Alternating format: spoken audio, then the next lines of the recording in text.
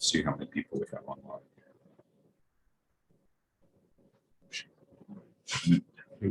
Rudy, Gordon.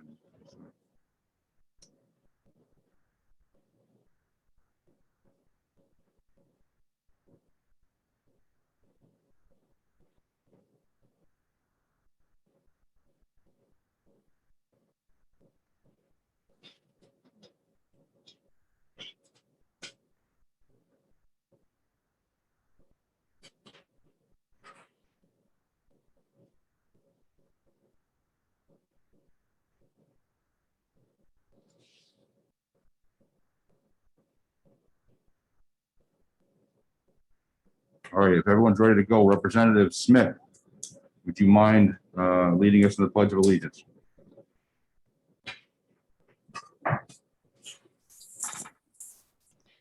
I pledge allegiance to the flag of the United States of America and to the republic for which it stands, one nation, indivisible, with liberty and justice for all. Thank you. I'm going to read the script required for this meeting.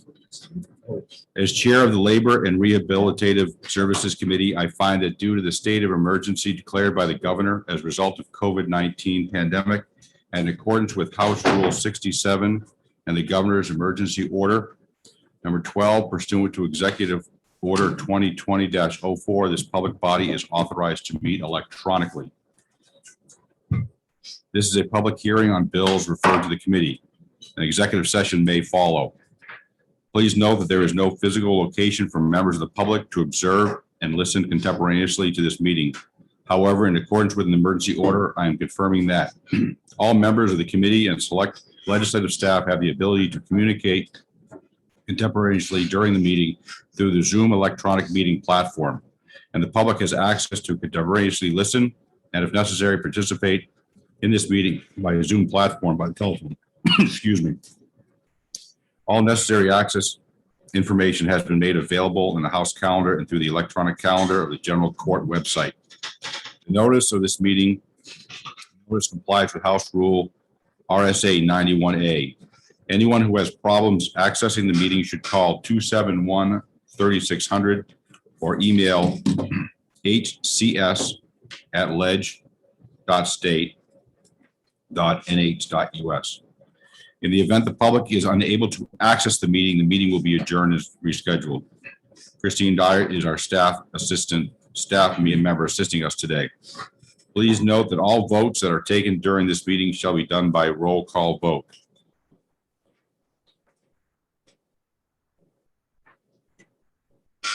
I don't have the chart.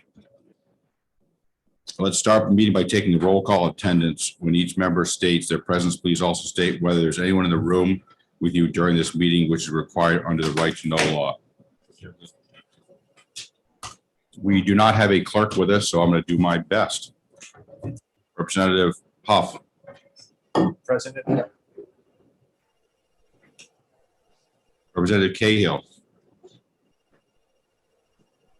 Can't hear you, Michael. Yes, home alone in the room. Thank you.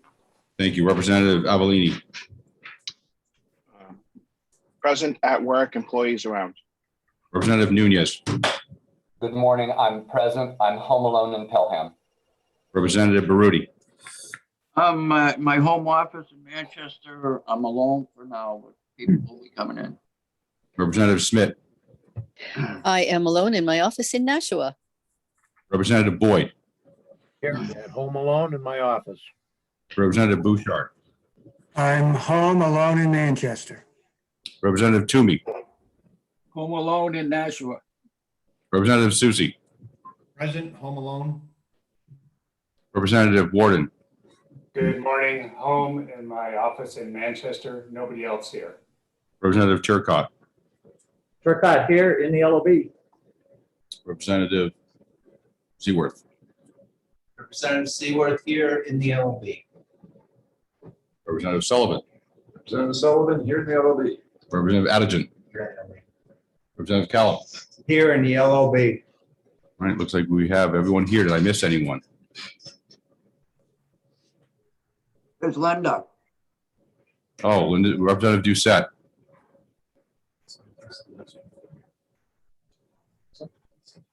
Representative Prout. Don't see him either. Chairman, I can reach out to him. I wasn't aware that he was supposed to come, so perhaps he did get an invitation. Who are we expecting? Representative Prout? Pratt. Prout. Yeah, Prout. Representative Prout. He's a member of this committee. Oh, I thought you said Prout. I'm sorry. My apologies. Okay. Anyone else unaccounted for that I did not say? Thank you. Christina, do we have the assistant commissioner with us yet? Mr. Lavers is on. Ladies and gentlemen, as you're aware, we scheduled this meeting at 10:30 this morning to talk to the Department of Labor, Employment Securities. There have been some questions that some of you have had that you've emailed around to the committee regarding questions people have had. Obviously, there's a lot of new rules, a lot of government rules that are put in through the CARE Act programs, and there's a lot of things going on. So we wanted Assistant Commissioner Lavers to be able to outline what they're doing, what's been going on, and then have this committee offer any questions of the commissioner as well as members of the public, understanding that at no time should we be getting involved in anyone's particular case. You can talk about possibly an issue, but not anyone's individual case, nor can anyone of the public come in and ask specifically about their case to the commissioner unless it's a generic question about procedure. Everyone all ready to rock and roll? Seeing no questions, there's a Representative Prout has joined us. Assistant Commissioner Lavers, thank you very much for joining us. Appreciate your time. You're a very busy man. I think I know I see you all the time on television and everything else, so I know you're out there whenever possible. So please, if you wouldn't mind giving us an update on some of the things that your department has been going through the past year or so. Absolutely. First of all, Mr. Chairman, can you hear me okay? Yeah. All right. It's good to see everybody. I had a few quick slides that I thought I could go over and share, just showing where we're at with claim volume and what the trust fund is currently doing. And then I can talk briefly about overpayments and appeals, and then do my best to answer all of the questions from any of the members. So I'll quickly share my screen with a couple of slides. There we go. Mr. Commissioner, we allotted an hour and a half. We don't have to use the entire hour and a half, but I don't want you to feel you're rushed either. So, okay. Thank you. All right, this shouldn't take too long. These are, this is from, or similar to a presentation that Brian Gottlob and I had done earlier this week for Senate Ways and Means. This is just the portion of the presentation that looks at claim volume and trust fund. So this first slide that folks are seeing is shows you monthly initial claim numbers, just giving some perspective on what we have experienced during the pandemic, and comparing that back to the Great Recession. And I say comparing that back to the Great Recession, you really can't compare them, neither with the speed with which the claims increased during the pandemic and the heights that they reached during the pandemic. They're really, they're really apples and oranges when you look at them and what we've been tasked with doing. You see on that right-hand side of your screen with that dramatic spike in those monthly numbers compared to back during the Great Recession. When we look at the weekly claims, so on this slide, these are the weekly claim filers. So people that file a weekly claim in order to trigger payment of unemployment benefits. You see on the left-hand side of your screen where we were the week prior to the emergency order from Governor Sununu expanding eligibility, and a few weeks prior to the federal government expanding eligibility with the CARES Act. So March 14th, 2020, we were just under 4,000 weekly claims. that was where we had been for quite some time, with having experienced the longest period of recovery in our history, with the growth from the Great Recession. And then quickly, things took a different turn. We saw our claim volume spiking through March and April, and then we peaked with the week ending May 2nd. You see where we were just under 117,000 weekly filers. So that is the single largest week ever in the history of New Hampshire's unemployment program. Those numbers then fell through last summer, and the fall then started to go up again with a spike in COVID cases with late fall and into the winter. And then we started 2021 with just over 45,000 weekly filers. So a far cry from where we were at the height of the pandemic, but as you can see, about 10 times where we were prior to the pandemic. Looking to as current as we can get with our numbers that we have from the Bureau of Labor Statistics, we are at 36,429 with the week of April 17th. Something important to be said here is the inside the numbers and all of the different programs that are part of each of these. So obviously with the pre-pandemic number of 3909, that was all state UI, right? Because that was our only program that we had available to individuals for accessing unemployment benefits. Then as we get into the pandemic numbers, these are a blend of programs. So it's both state UI for those people that qualify for regular state unemployment benefits, meaning they had sufficient earnings in their 4-quarter base period, and they had a qualifying separation that was determined not to be the fault of the individual. So the most common situation there is some type of layoff. But also we have the Federal CARES Act programs for, you have the Pandemic Unemployment Assistance Program. That's the program that's created benefits for self-employed, for gig workers, and for individuals that need to remove themselves from the labor force due to a pandemic reason for which eligibility was created under the CARES Act. So those are folks that could be dealing with COVID themselves, could be caring for someone in the household that has COVID. Prior to schools being required to be back offering in-person learning, that could have been a parent with a remote learner, and they are unable to work as a result of the school being closed. Could be someone that is self-quarantined at the advice of their healthcare provider. So that would be someone with an underlying medical condition that their medical professional has said should not be going into a work environment. And the self-employed and gig workers, like I had mentioned. And then lastly, the federal extension as well. So people that have exhausted their state UI, they transition into the Pandemic Emergency Unemployment Compensation Program, or PEUC. So when we look at a week of April 17th, 2021, that 36,429 includes all of those programs. That breakdown is about 19,000 people out of that 36,000 are in state UI, and the balance of them are in either PUA, which is right around 9,000. So those are the people that are either were self-employed, a gig worker, or removed themselves from the labor force. And then the balance of that is people who have exhausted state UI and are in the federal extension. Now, as we'll see in the next slide with the breakdown of dollars, everyone, or 2 slides later, so not to get ahead of myself, but everyone that's in any of those programs also gets the extra $300 a week in that federal enhancement as well. And I'll show you a breakdown of those dollars in a minute.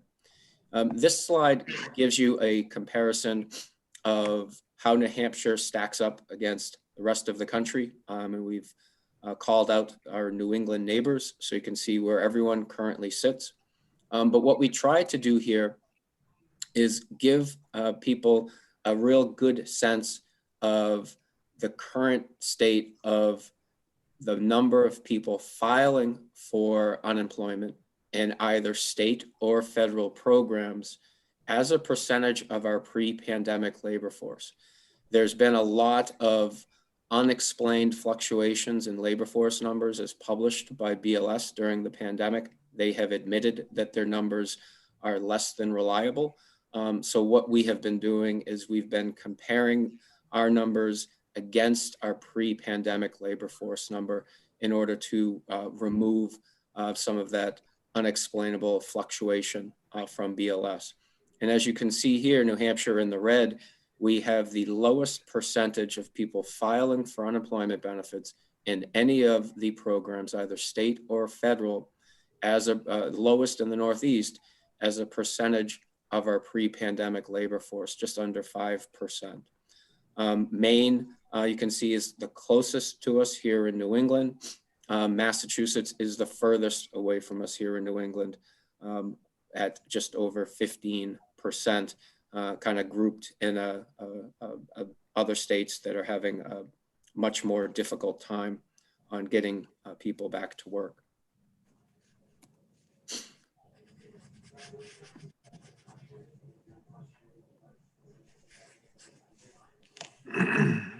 And I'm going to go back to that prior slide, but I wanted to talk about this as it makes more sense to talk about this first.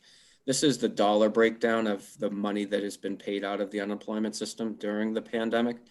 So we've paid out just over $1.82 billion in benefits. That's more than we paid out in the prior decade. This chart gives you a sense of where those dollars have been sourced from. So that top line of FPUC, that's the federal enhancement program. So that was the $600 enhancement back in 2020 that lasted until July and is currently set at $300 a week that gets added to everyone that qualifies for a weekly benefit amount in either UI, PUA, or PEUC. They get that $300. That goes until September 4th under the American Rescue Plan. We've paid out just over $1 billion in just that enhancement. The red bar you see is from our state trust fund. We have paid out just over $324 million in benefits. We started, and I have a slide that will show you where we currently are.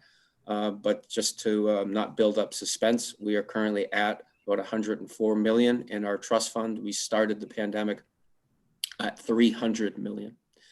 PUA, we've paid out just over $321 million in PUA. Importantly, all of the blue lines here are all federally sourced, and the only state trust fund source of payments is that red line in UI payments.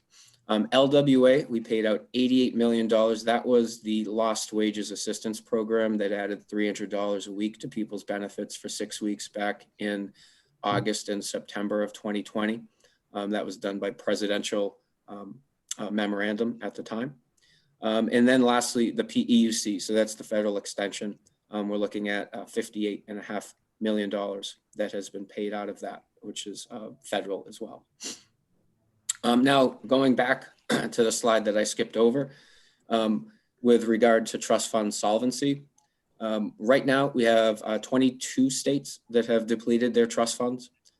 They have borrowed a total of 55 or just over $55 billion, including 2.2 billion borrowed by Massachusetts. This is borrowing done in order for them to pay weekly benefits.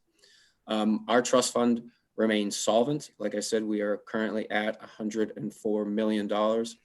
And we are forecasted to stay solvent through 2021, in large measure due to the $50 million that was provided to the trust fund from federal CARES Act money in the decision made earlier by Governor Sununu.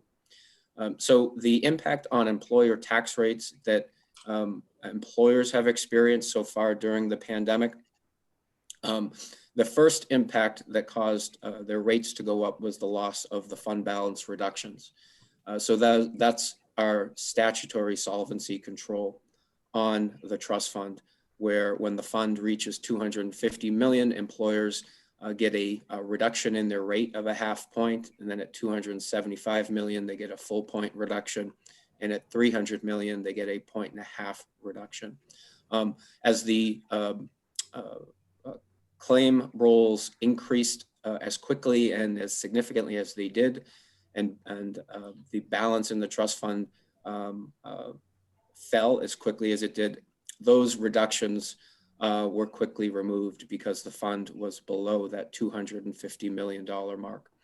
And as a result, in the third and fourth quarters of 2020, we had a 0.5 point statutory surcharge on employer tax rates.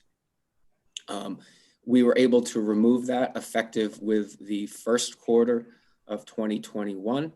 We don't expect there to be any surcharges for the remaining quarters of 2021.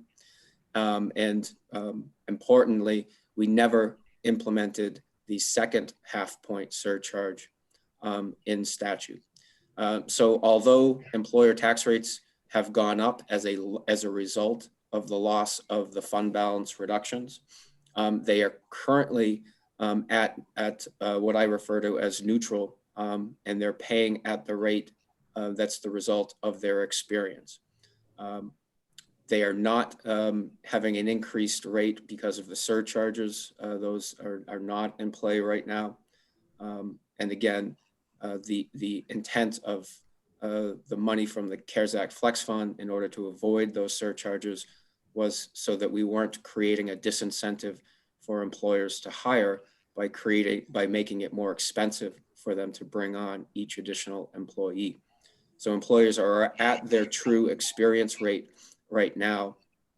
However, their experience rate is lower right now than it would have been had there not been additional measures taken as a part of the original emergency order that the governor issued back in March of 2020. So all of the benefits that we've paid out that you saw the breakdown by program, normally those that are paid out of the state UI trust fund, those would be charged against tax-paying employers.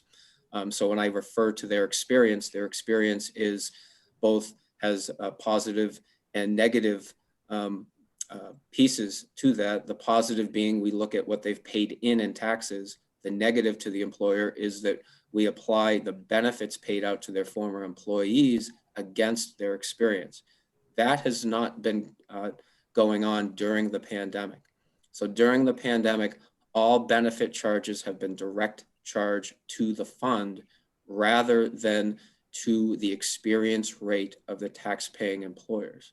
The result of that is going to be that as employers see their tax rate determinations that get issued, those go out every August, and then control your rate for quarters 3, 4, 1, and 2. Those determinations will not have an increase in their experience rate based on the benefits that have been paid out. That's important for keeping their rates down. And again, that's been in place since March of 2020. Likewise, we have not been requiring nonprofits to reimburse the fund dollar for dollar for benefits paid out like they normally would. So reimbursing employers like our hospitals and other nonprofits who normally would have to reimburse the fund dollar for dollar, that has not been taking place as well. So that 50 million from the CARES Act covered that as well, so that no one is getting a free ride on the trust fund, which was created by the quarterly tax payments from tax-paying employers. But all those are measures that have had impact on employer rates. And I think in large measure, what we have seen is rates have stayed much lower than they could have otherwise been, certainly, and lower than was the experience from employers following the Great Recession, when they were hit with both surcharges, when their experience was hit, so their experience rating was going up, causing an increase in their rates. So none of that has happened. We continue to stay solvent and continue to forecast that we'll be able to avoid borrowing from the federal government. And I think this is the last slide, and then we can get into overpayments and appeals related questions. This is our updated forecast. This is from, we have both Brian Gottlob, our director of our Economic and Labor Market Information Bureau, and one of his economists. They do dueling forecasts so that we can, they do different methods in their forecasting, and that helps us with to control and see how each of them are doing, how close they are. Our band for where we expect to be finishing 2021 right now is a balance between 65 to 84 million in the trust fund, and then improvements, although not shown here, but improvements going into 2022.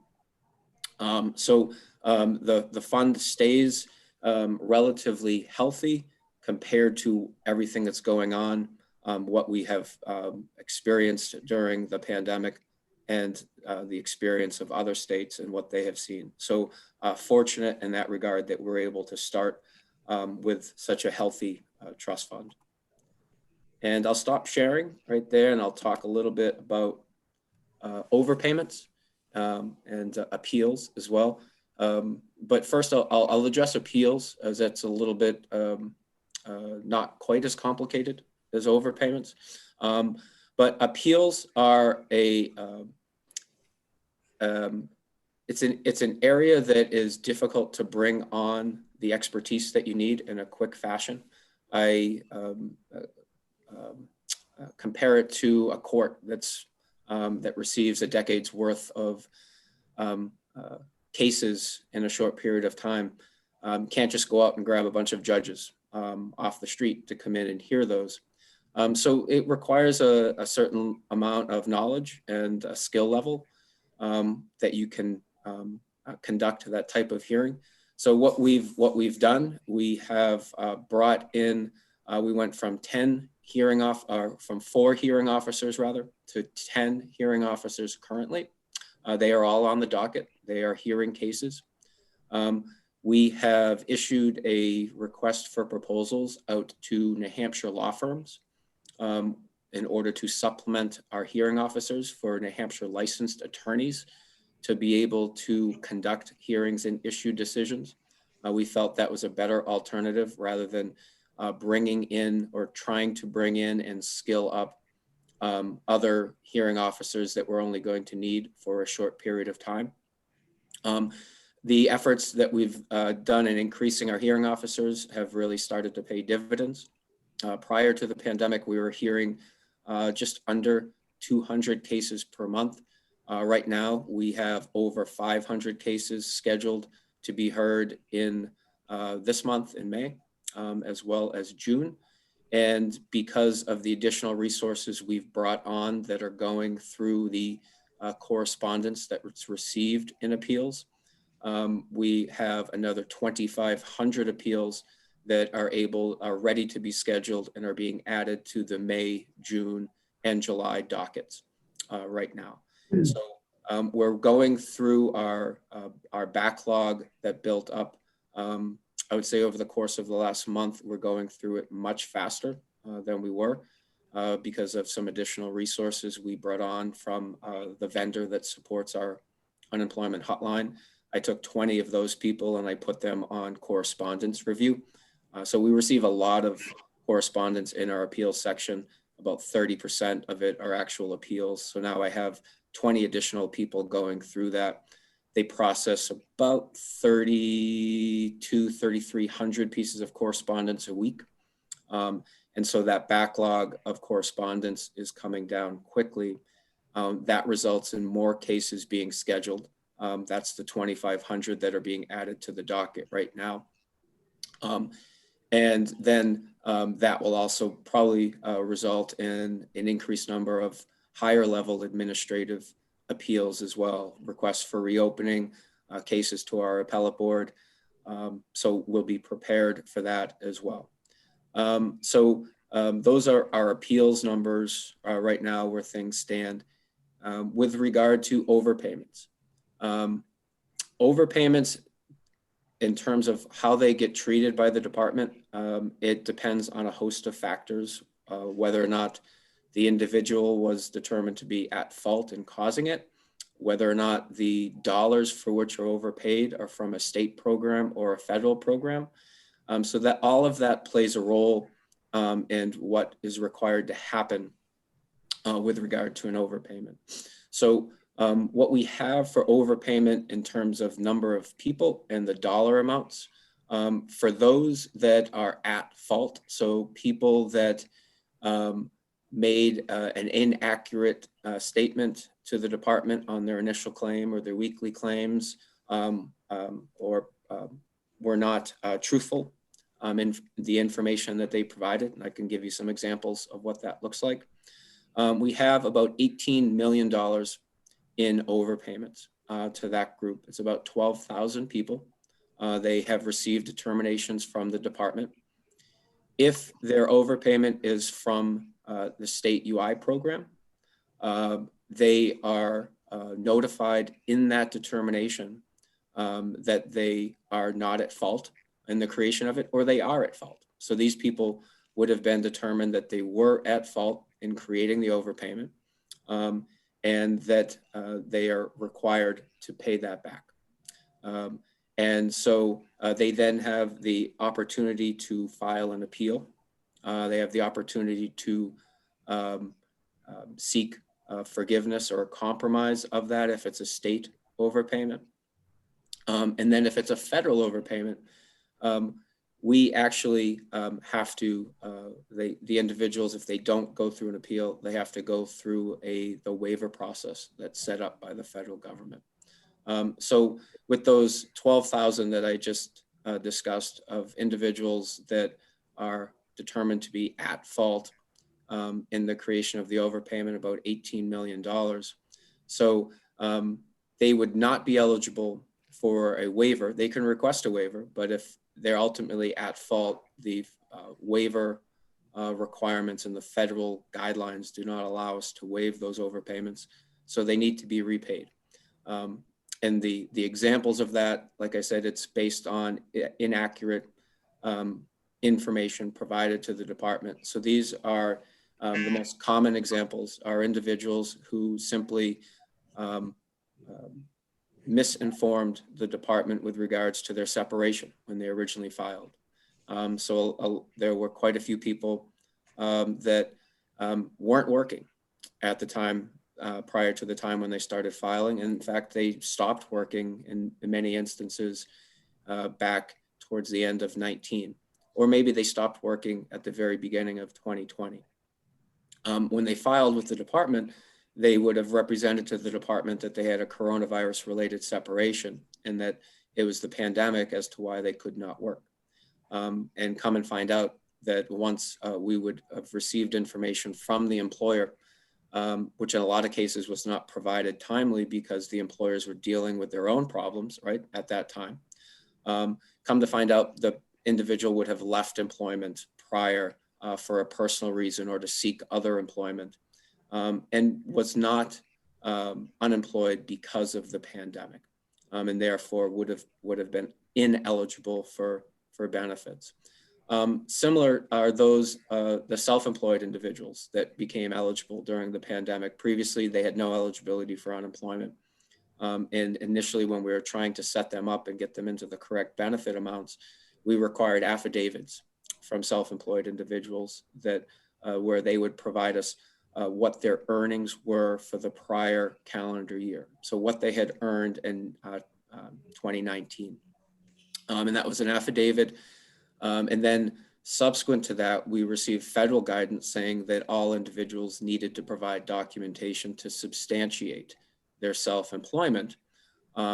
And so we then required those individuals in most cases to provide their 2019 Schedule Cs.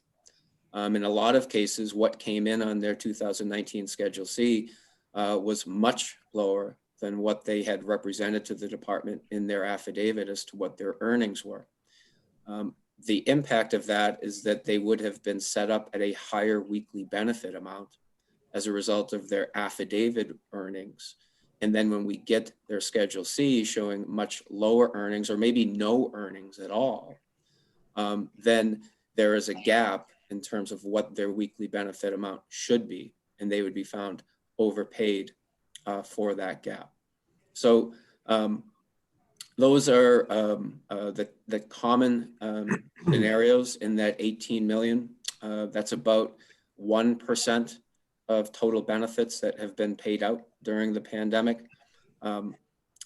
I understand where the focus lies on some of this, but it is important to note that the department did get the dollars right and the payments right in over 97% of the cases, despite having a decade's worth of volume and a decade's worth of payments. I do think the department deserves a lot of credit for getting it right over 97% of the time. And then with these 1% of people that are now found overpaid that do have an opportunity to appeal, and we're trying to get through those as quickly as we can, they are currently required to repay those benefits. And if they appeal, then that will be delayed until that appeal decision gets issued. Now, with other folks that are not at fault in creating their overpayment, one important point I forgot to make there, the program breakdown for that 18 million as the same for the folks that are not at fault. About 20% of those dollars are from the state trust fund. So about 80% of overpayment dollars are from a federal source. Most of that, 60% of it, is from the federal enhancement. When that was $600 a week and now $300 a week. So 80% of the overpayment dollars are federal sourced dollars. The other 20% are sourced from the state trust fund. Getting to the individuals who are not at fault in the creation of the overpayment. So it's in most cases agency error. We're dealing with about 8,000 people, about $25 million. So there are some instances where that is attributed to employer error, where we could have been provided with inaccurate earnings information. But most of that, I don't want to misrepresent that and suggest that that's by large measure employer error. It's not. Most of that is agency error. And so that's about $25 million of agency error. So the individuals receive money they should not have received, that they were not eligible for, but through agency error, they did get eligibility determinations and they did get paid. Now, with regard to those types of overpayments, if it is sourced from state UI, the individual is notified right in the determination saying, hey, you're not at fault in the creation of this overpayment. You don't have to pay it back. Okay, we do that by state statute in terms of and rule on fault. Federal overpayments, states are not allowed to waive or forgive the overpayment in that initial determination. The state is required to follow federal waiver procedures where we actually have to look at each case individually. First, we have to look to see whether or not they are at fault or not. If they are not at fault, we can proceed to the second prong of the federal waiver test, which requires us to look at their financial circumstances and to determine whether or not repayment would create a financial burden on the individual.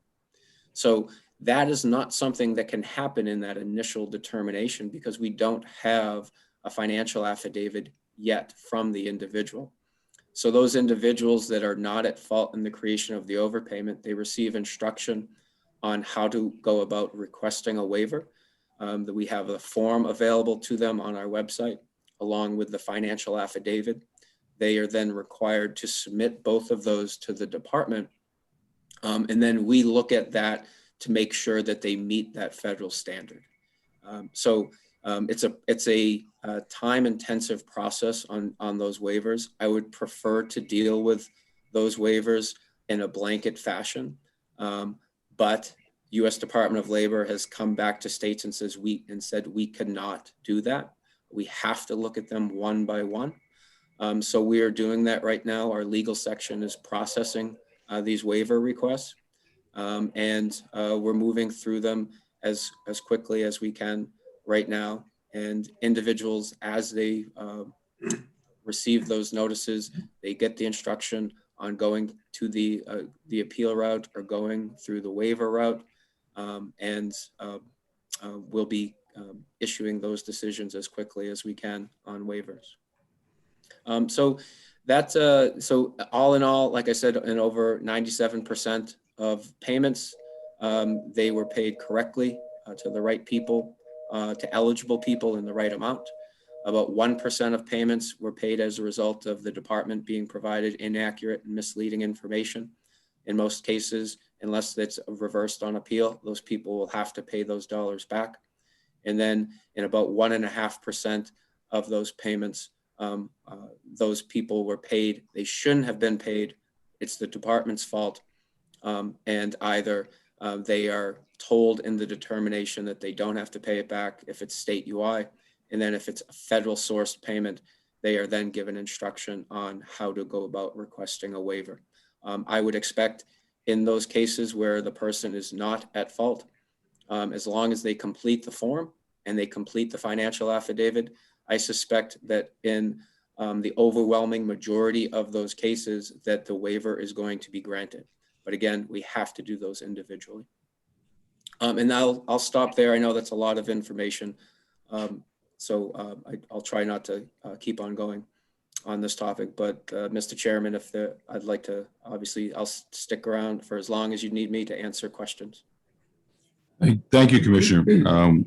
We do recognize that you got 97% of this right. You were criticized for not paying quick enough, and now you're going to be criticized for if you paid and made a mistake that you are asking for your money back. So what's the expression? No good deed goes unpunished.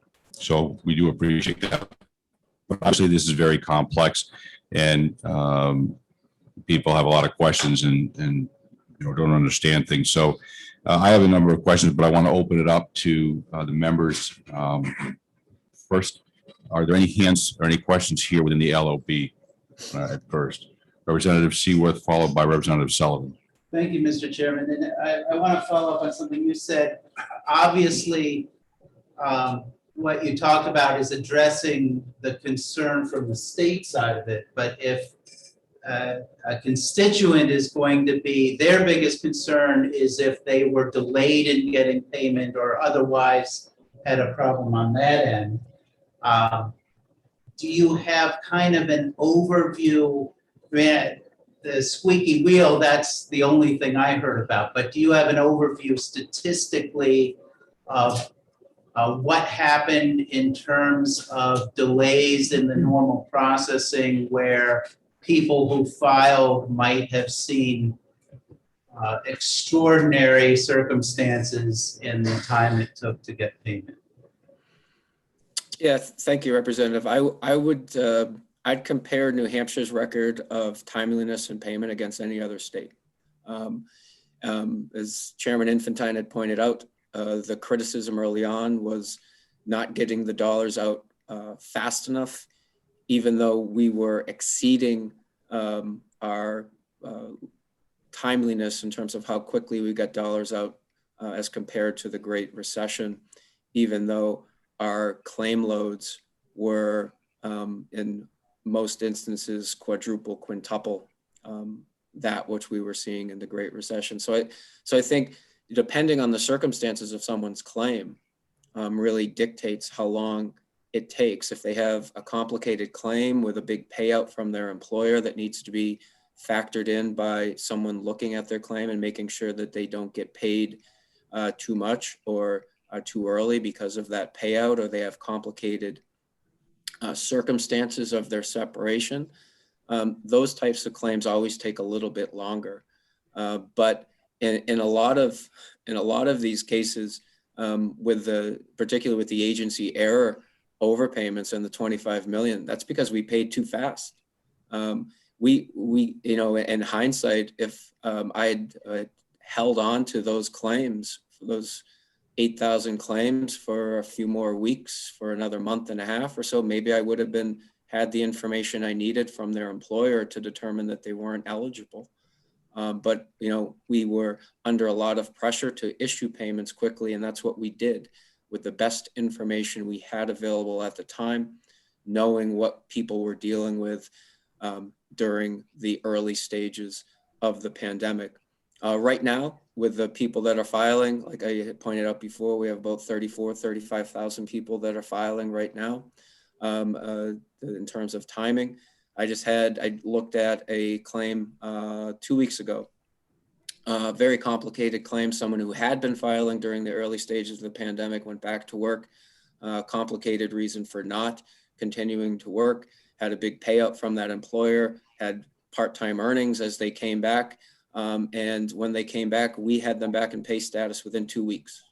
That's pretty good, considering that we're still dealing with volume that's 9 times that which we had prior to the pandemic.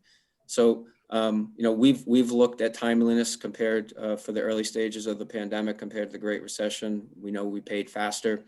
The fact that we had $25 million in agency error overpayments, that shows you that we were paying a little bit too fast in some cases.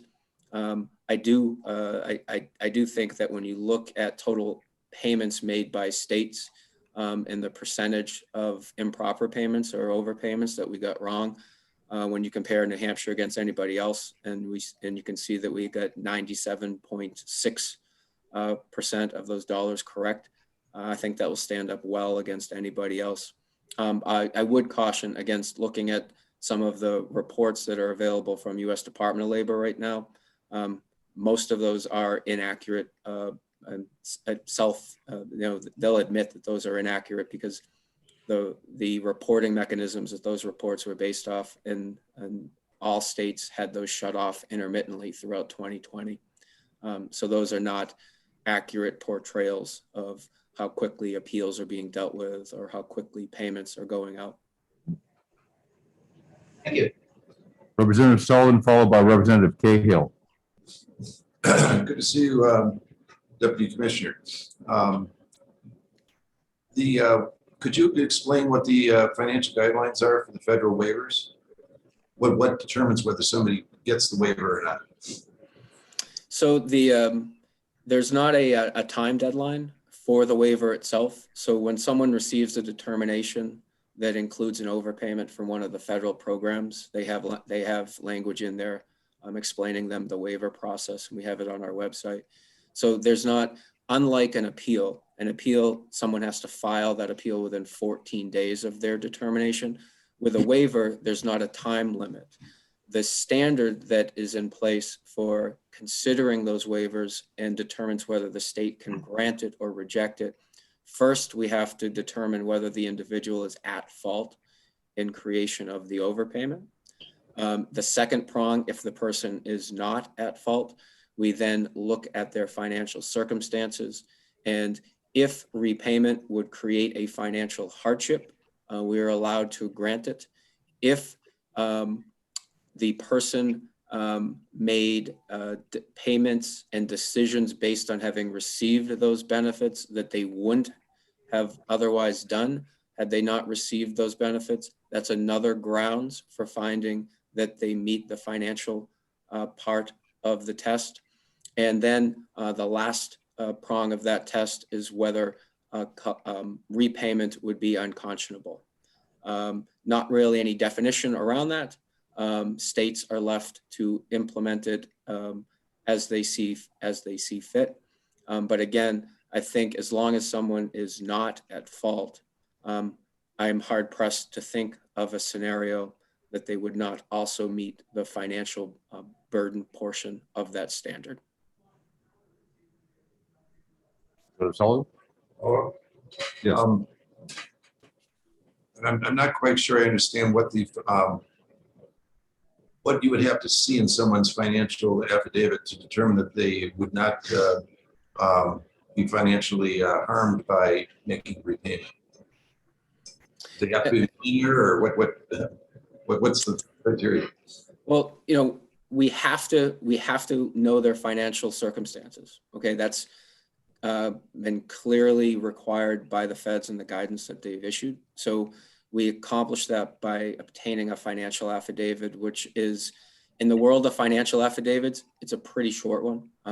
This is a 2-page financial affidavit where we look at household revenue and income coming in. we look at household assets, and then we look at household expenses. So the first thing we do is we compare monthly income against monthly expenses. That's our first review to see whether or not we can grant the waiver.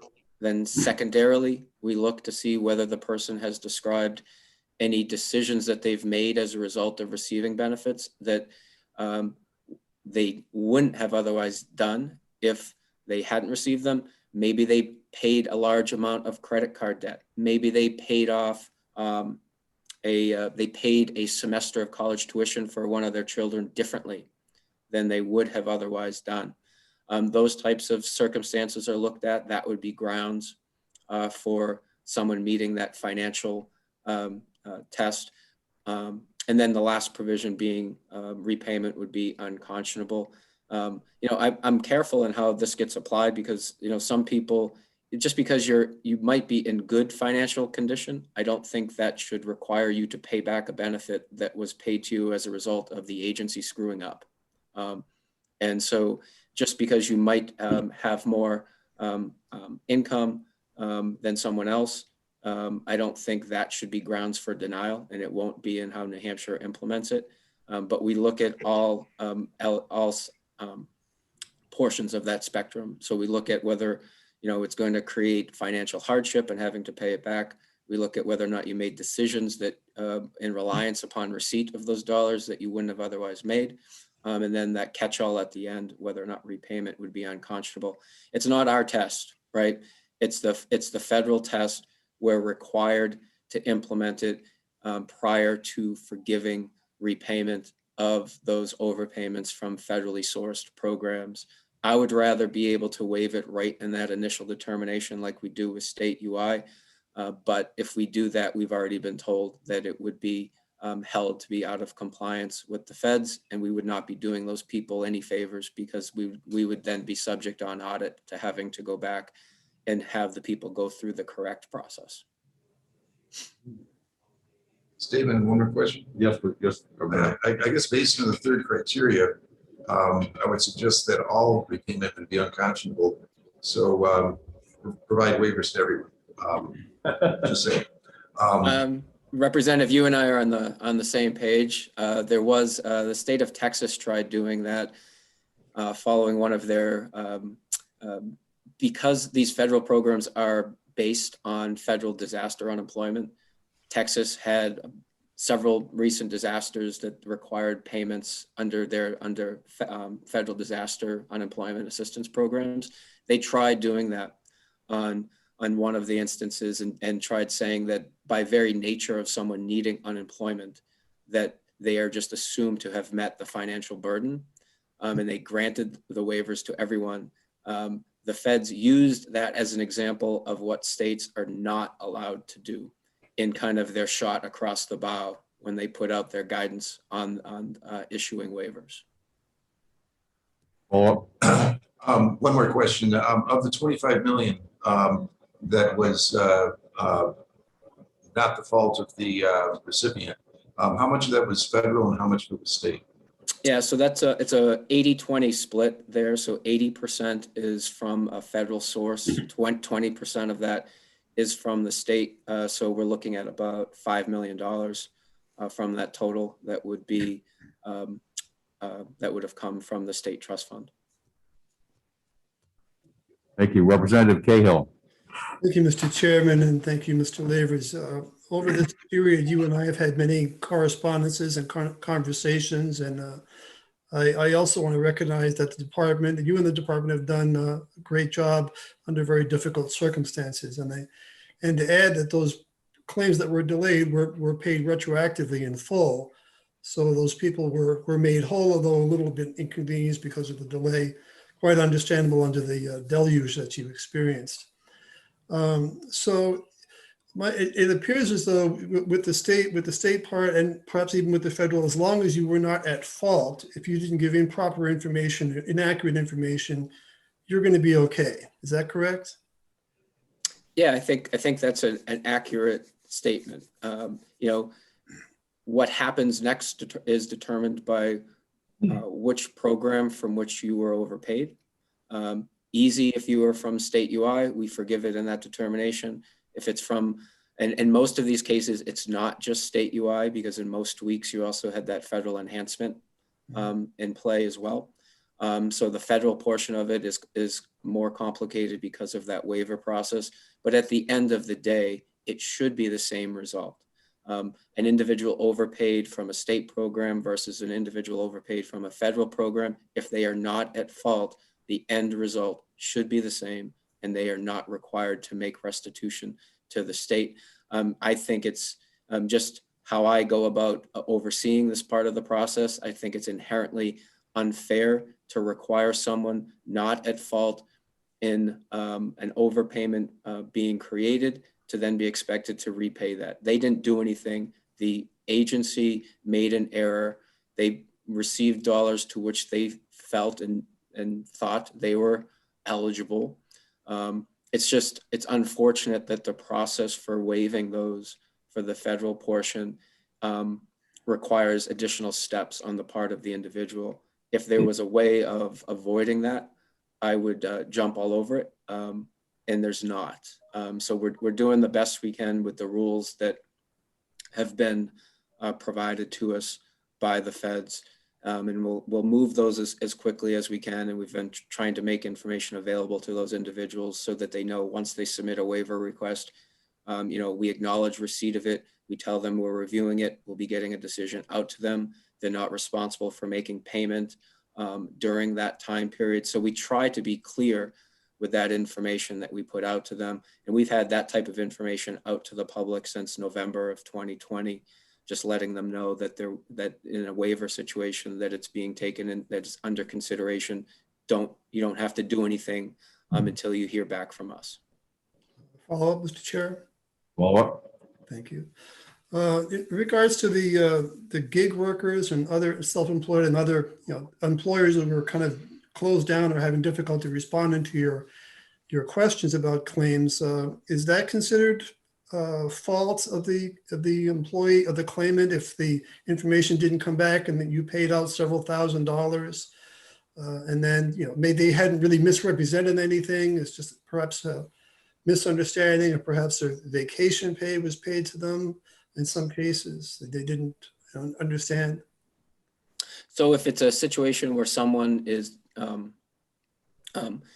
they are truthful to the department on their initial filing, but because of information we subsequently receive from their employer that they're determined to be overpaid, that person would be without fault in creation of that overpayment. That would be a combination of agency and employer error in that type of situation, depending on the timing of when the information came in. But as long as the person was accurate and truthful with the department, they wouldn't have a problem in that type of situation. Thanks very much. Okay, I have Representative Turcott followed by Representative Addington. Representative Thank you, Turcott. Mr. Chairman. Good morning, Mr. Lavers. Just one quick question. On your second to last slide, you list that the statement was there that 22 states had depleted their trust fund. Could you just send me a link to wherever you got that information, or the list, or whatever's easiest for you? The easiest thing, Representative, I can send you the link, but if you just did a quick Google search on Title 12 borrowing and do Roman numeral 12, Title 12 borrowing, it should bring you right to the page that lists all of the borrowing from up through the prior day, with each state, how much they've borrowed, how much they've been authorized to borrow for the current month. Perfect, thank you. But I'll send that link out to Chairman Infantine as well, so he can distribute it to all of the members. Okay, thank you. Representative Addington. Thank you, Mr. Chairman. Back in April of 2020, while the department was seeing a dramatically increased volume, there was guidance that was put out by then Attorney General McDonald regarding Governor Snyder's order on a freeze of evictions and foreclosures. The Attorney General's guidance specified that at the conclusion of the state of emergency, which we thought was going to be a lot sooner, that those rents and mortgages would have to be paid in full, and there was no protection for those folks. Was there any discussion between, and that you're aware of, between the Attorney General's office, the Governor's office, and the Department of Labor surrounding the backlog of claims and how, you know, something like that, a massive financial obligation like that, might be unattainable for folks that were still waiting for claims? So there, at no point in time have we had a massive backlog of claims. We've had a high volume of claims throughout, including obviously April of 2020. But I could go through the payment totals by week for that back then, and it would show you that we were paying out a lot of money real fast. But with regard to your question, I did not have any conversation with then Attorney General McDonald or with the governor with regard to that measure. No. Representative Badgett, your question was, did you know any between the governor's office, the Attorney General, or the Department of Labor? This is Department of Employment Security. So did you mean to say that? Yeah. Okay. All right. And you have a follow-up? Yeah, one more follow-up. Would there be any obstacles that you can think of regarding permanently extending eligibility to gig workers in the face of gig work becoming more popular in this economy? So the question, just to restate it to make sure I have it correctly. So the question would be, are there any obstacles to extending unemployment eligibility for gig workers? Is that correct? I know what a gig worker is. It's a guy that maybe works for Uber or something like that. Just could someone tell me what the acronym really means? Does GIG stand for something? Actually, I think it actually comes from like back when musicians would play out, they play a gig. It was just a one or two night. Sorry, Commissioner. I just wanted to figure out what that. I'm reading it, and I didn't know what the heck it meant. So, all right. When we talk about gig workers for New Hampshire, we're talking about non-covered employment for the most part.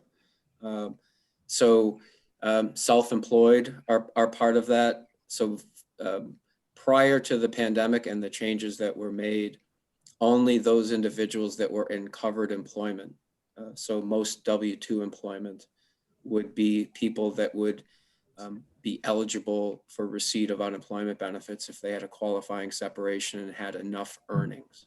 So the CARES Act expanded that to both non-covered employment, gig workers, and self-employed.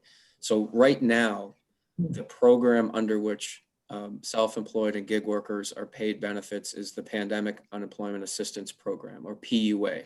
That was the Federal CARES Act program that created it. New Hampshire, as in all other states, signed a state agreement with U.S. Department of Labor to participate in that program, as we did for the federal extension, as we did for the FPUC program, the Federal Enhancement Program. Right now, that program is scheduled to continue until September 4th. That was the continuation from the American Rescue Plan. New Hampshire participates in that program by virtue of having signed the state agreement, and it continues because of the American Rescue Plan. So those people right now continue to receive benefits through the PUA program. Without a PUA program, they would not be eligible for benefits and state unemployment. Okay. No other questions here in the LOB. Do I see any hands online? See Representative Smith, Warden, and did I see Sullivan again? Representative? No, Representative Smith followed by Representative Warden. Thank you, Mr. Chairman. And I am so grateful that we have you, Assistant Commissioner Levers. It's been absolutely stunning working with you. I'm very grateful you came here today to give us the numbers. They really show what happened last year. 2020 was an amazing year. I'd just like to make sure that we get copies of your slides, please. And I know that the calls that I received for help all came early in the system when your phone was just overburdened. The people working there were overburdened. And the people I heard from had complex issues. And I'm sure that what happened was the easy to do, simple process was managed. When it came to complex issues, they had to be thought through and there just wasn't time. But they've all been taken care of and I am so grateful. And really that's why I asked you to come here today, so I could thank you in public. Thanks very much. Thank you, Representative Smith. I think we all feel the same way on the yeoman's work. Representative Warden, do I see any other hands? Okay, my question is regarding the appeals and waivers and the backlog. How many cases do you have in backlog? I believe you said you can handle up to about 500 cases per month now.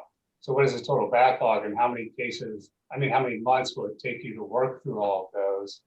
And are the people who are waiting for a response being updated on a regular basis as to how long they should expect to wait for a response? Thank you. Yeah, so good questions, Representative.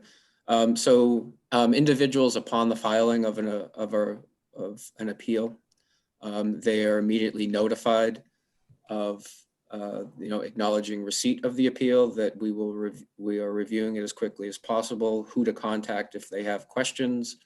So we give them an immediate acknowledgement. The 500 plus that we have scheduled per month right now, that is not our capacity. It's where we're at right now. So we've increased our capacity with the new hearing officers that we've brought on. And then we will be further increasing that capacity with the New Hampshire law firms that are going to be brought on as well. So we'll be increasing that monthly output with how many hearings we're able to conduct. We have about 2,500 appeals that have been received, acknowledged, docketed, and are in the process of getting a date. These are all telephonic appeal hearings. Those will be added to May, June, July, probably some of those into August. And then like the state did with its vaccination system, as they got more capacity, they bumped up appointments. We'll be doing the same as more law firms come on. We'll be increasing we'll be bumping up appeal hearings to be earlier. Right now, in terms of appeal requests, those go into, for the overwhelming majority of cases, people email our appeals inbox, right? When they get their determination, they see, oh, I have 14 days. This is how I can do it. It can be US mail or it can be email. Here's the email address, boom, I'm going to submit my appeal. Right now, we are reviewing appeal requests that came in the first half of March. And so here we are at the beginning of May. That's the backlog that I had spoken about, that we are going through about 3,000 plus pieces of correspondence a week right now with the 20 additional people we brought on from our vendor that supports our hotline. So that's actually, that's ramped up real fast since we've brought those people on. So we'll be through March, I would say, within probably another week to week and a half, and we'll be moving into April. And those hearings are getting backfilled into May, June, July, then we'll be into August. And then our effort will be to try to move those up that get pushed out initially when we bring on more law firms to supplement hearing officers. Then those hearings are going to get moved up as quickly as we can. While those people have a pending appeal, they are notified by the department, both on our website and with information that's sent out to them in the determination, that if there's an overpayment that's associated with that, they're not responsible for the overpayment while their appeal is pending. We had initially, systems in place that were not very easily to shut off or to change with regard to interest accrual, things of that nature. And so initially what we told people, despite what you might have read in the Union Leader today, what we told people back in November of 2020, you know, in a real hidden spot, right in front and center on our website. We told them, we said, hey, ignore any determination that you get regarding your overpayment if you have an appeal pending, including interest. Because we didn't want them to think that we were requiring them to repay while their appeal was pending. So we put that information out in November of 2020. We've since shut that off. It took a little while to get the programming changed correctly without screwing other things up.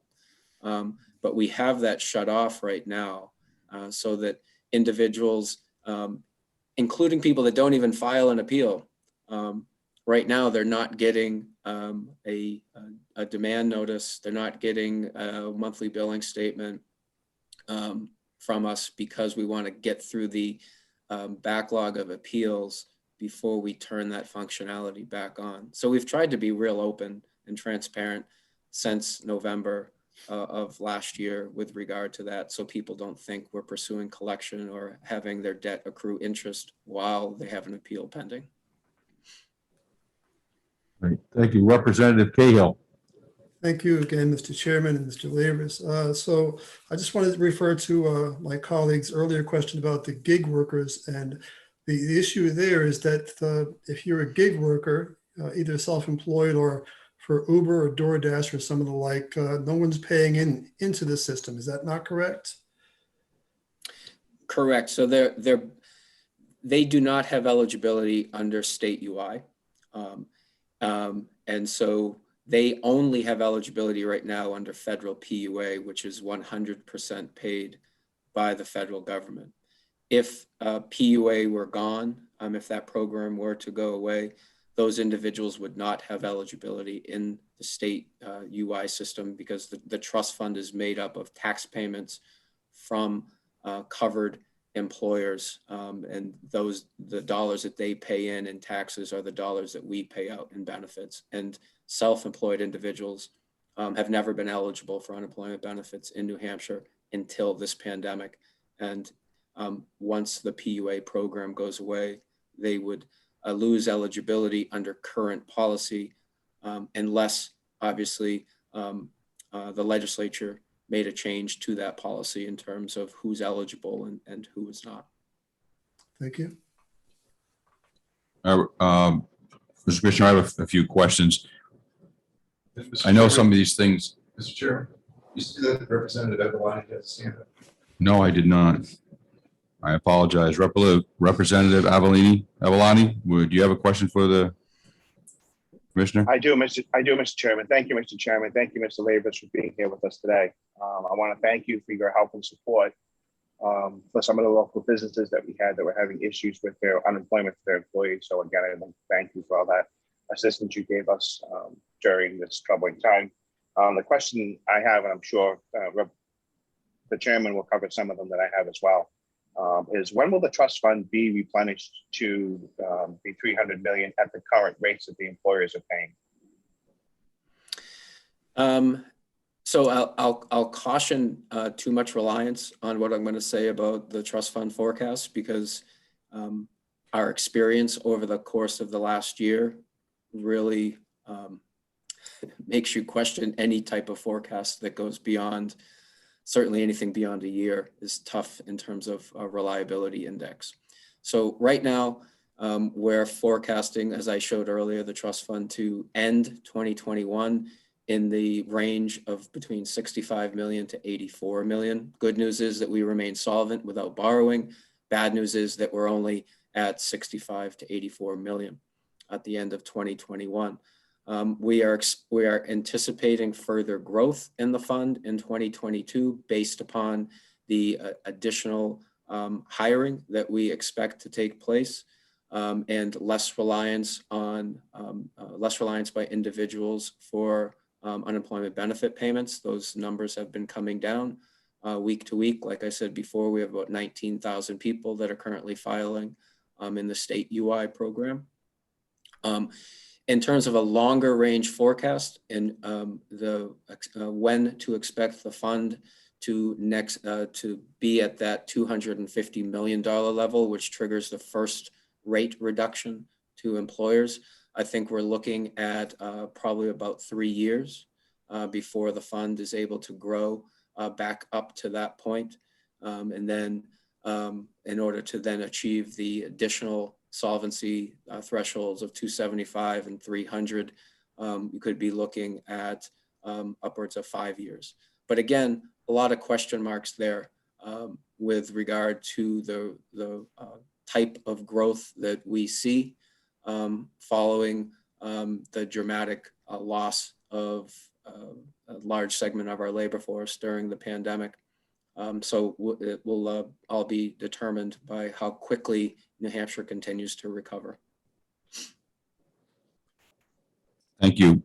My recollection, the last time, unfortunately, I was here through this, it did take 5 years. Understand we're only, employers are only paying tax on the first $14,000 of an individual's wage. So it takes a while to catch up.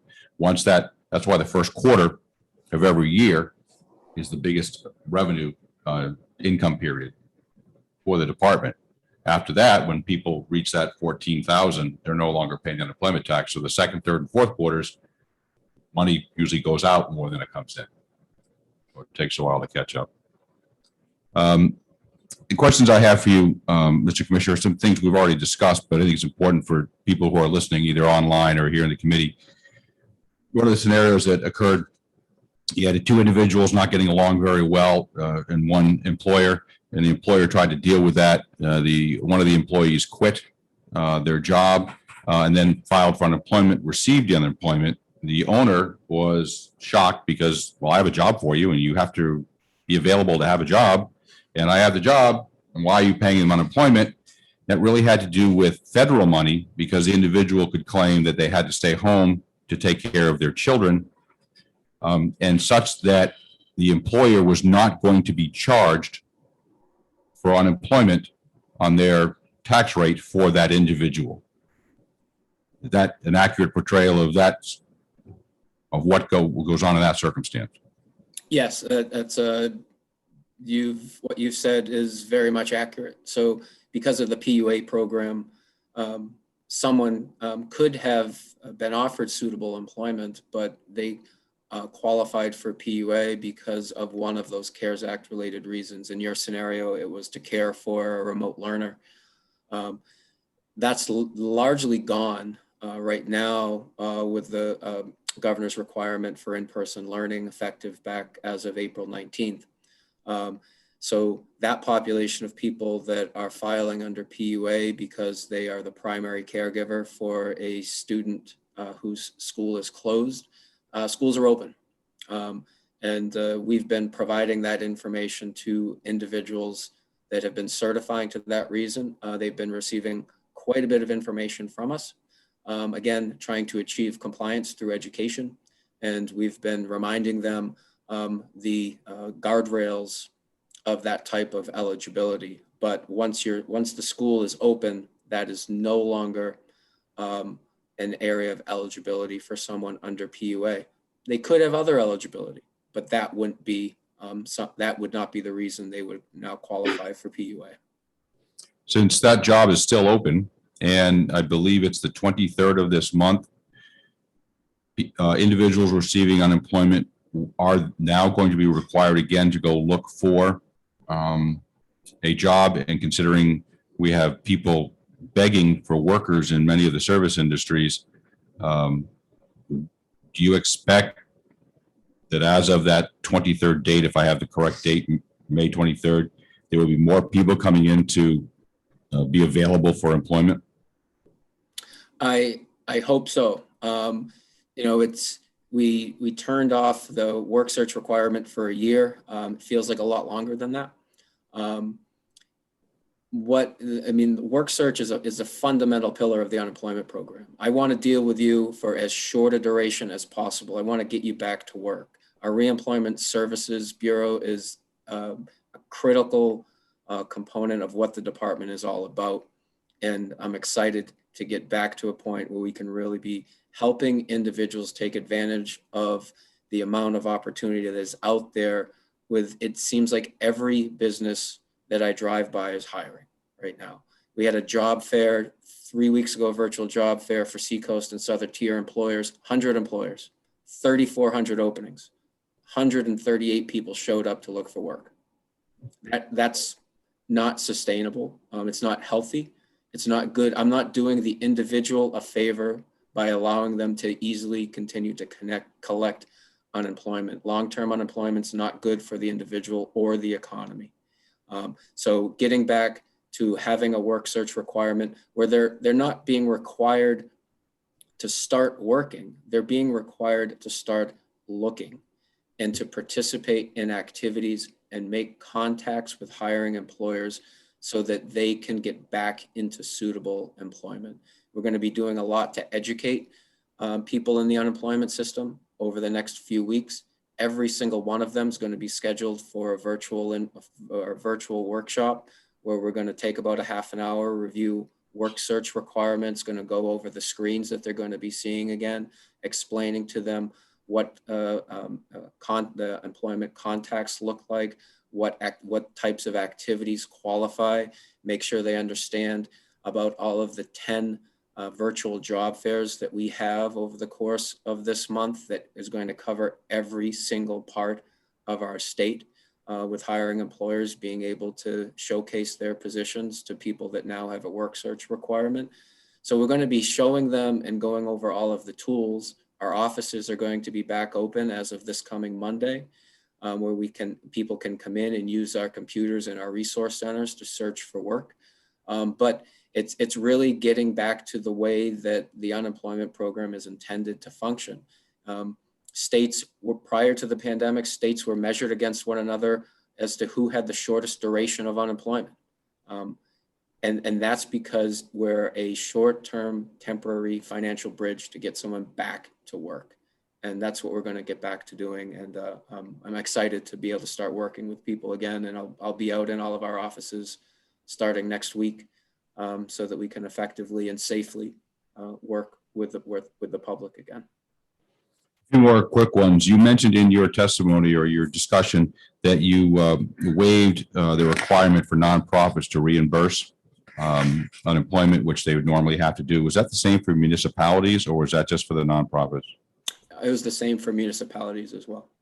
Okay, thank you. When you talked about the hearings that you're having, kind of what Representative Warden talked about, if there's 8,000 out there right now, you're only doing 500 a month, that would take, 16 months to take care of. Obviously, you're hiring more individuals. How many of these hearings are for, just ballpark it, overpayment versus denied, currently denied for new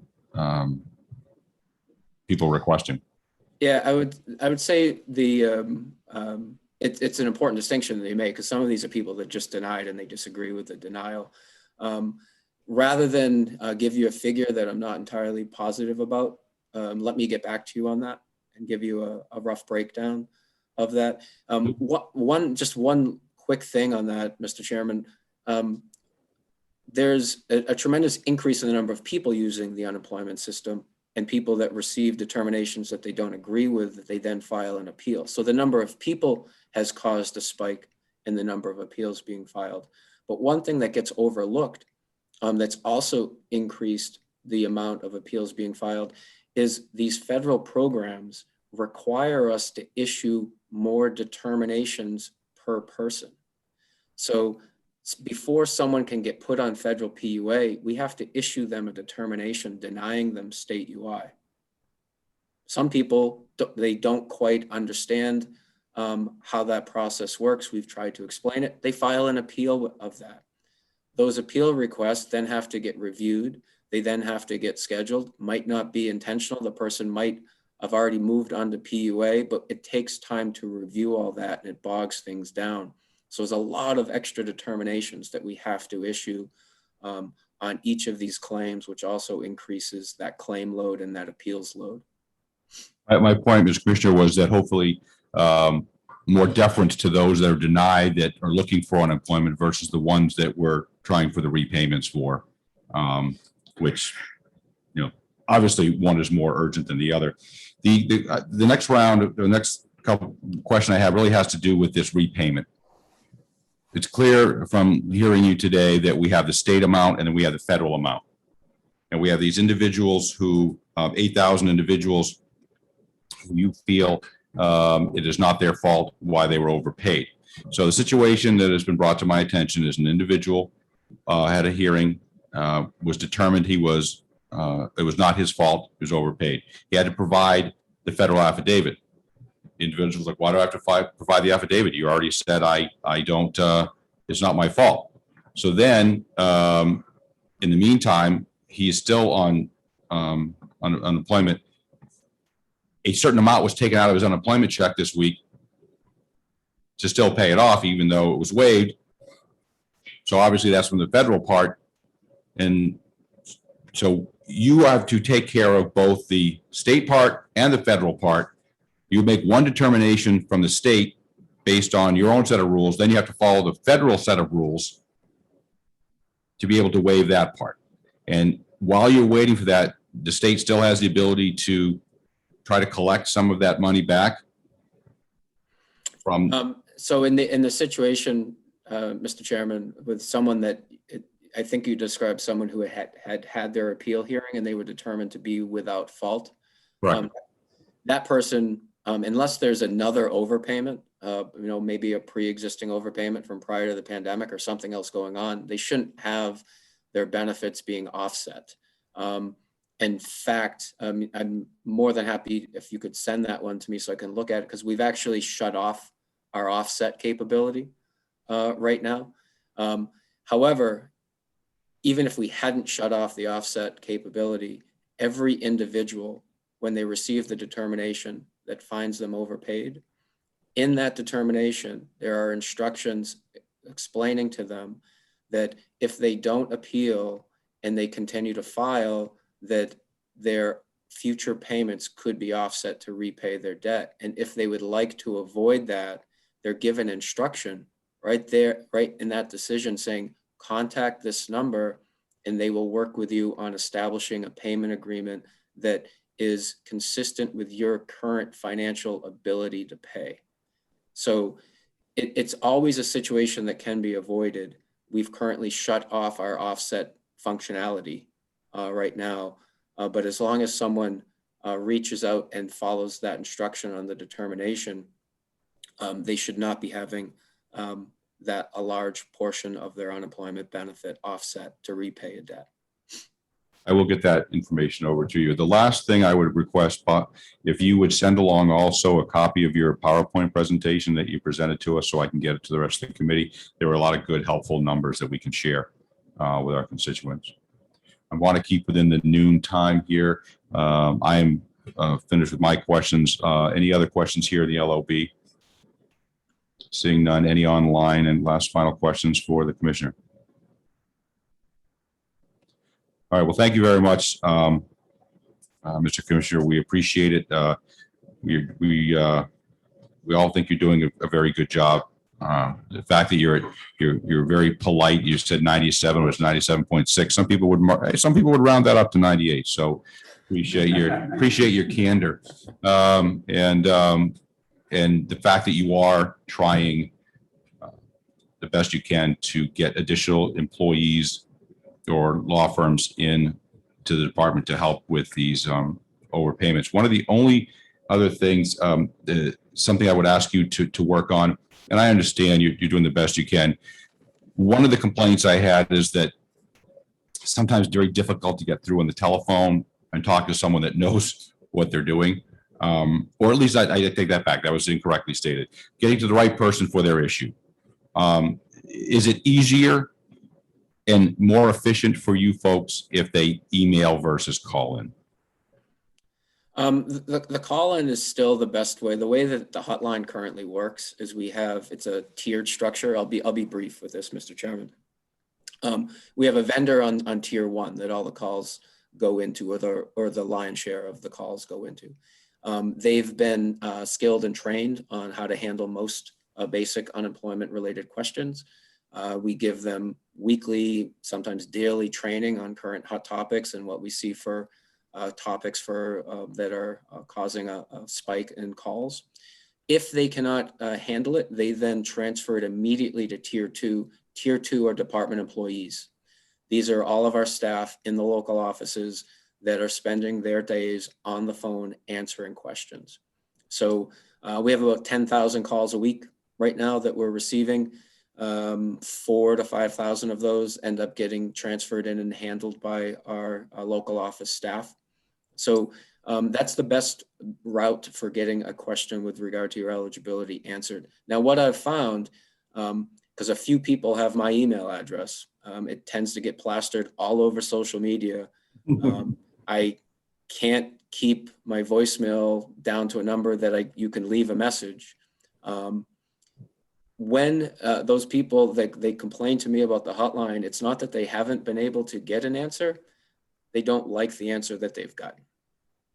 And so sometimes I'll be the first to admit the vendor staff that we have who have been quickly trained up, sometimes the answer they provide could have been better.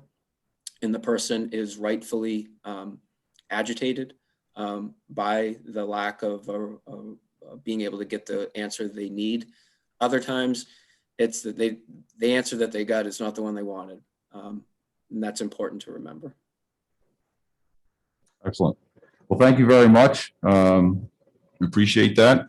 You have a great day, Commissioner. Members of the Labor Committee, we will resume at 1 o'clock for Senate Bill 137 and at 2 o'clock for Senate Bill 123. We'll keep the Zoom on and the volume off here in the LOB, and we'll see you in about an hour. Enjoy your lunch. Thank you, everyone, for participating.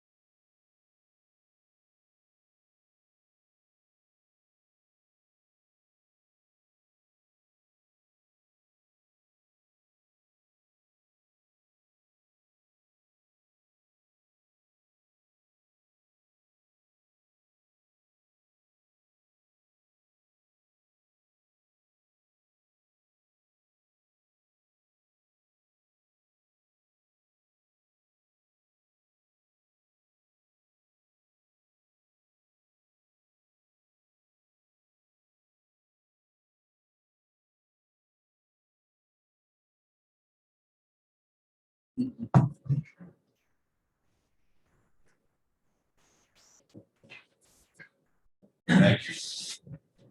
Make it in time. Started. Seeing it, put this back on. I got a text for Christina halfway up.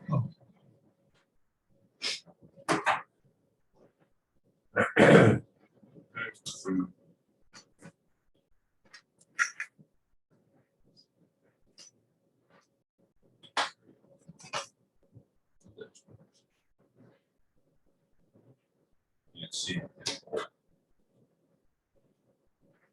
Is the volume on? Can everybody hear us online? Yes. Okay. There had been an announcement made by Christina Dyer that we did not have live capabilities to listen to our first part of our hearing on YouTube. I did receive a text about 10 minutes into the discussion with the commissioner that we did have that access back. So in case anyone was wondering, we were having technical problems, but that was resolved pretty quickly. So is everyone here? We got 1 minute, Christina. There is a gentleman, a lobbyist, who forgot to sign up, who will be raising his hand. Because at this point, I have 7 individuals that have signed to testify so far. That's my bad. Okay, great. Thank you. It is now 1 o'clock. Sign up. Sorry. You're all set? Yeah, I am now. All right, excellent. It is now 1 o'clock. We are going to open the hearing, the House Labor Committee hearing on Senate Bill 137 relative to the minimum hourly rate for tipped employees. And I have some representatives and senators listed. So Christina, could you let me know who is online? Senator Bradley, Representative Horgan. Representative Horgan is here.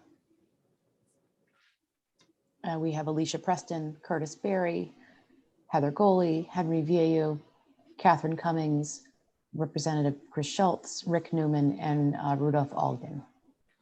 Okay, I think I know everybody there, but I don't have a presenter for the bill. So I would, Senator, pardon? I'm going to punt here. Would any of you like to?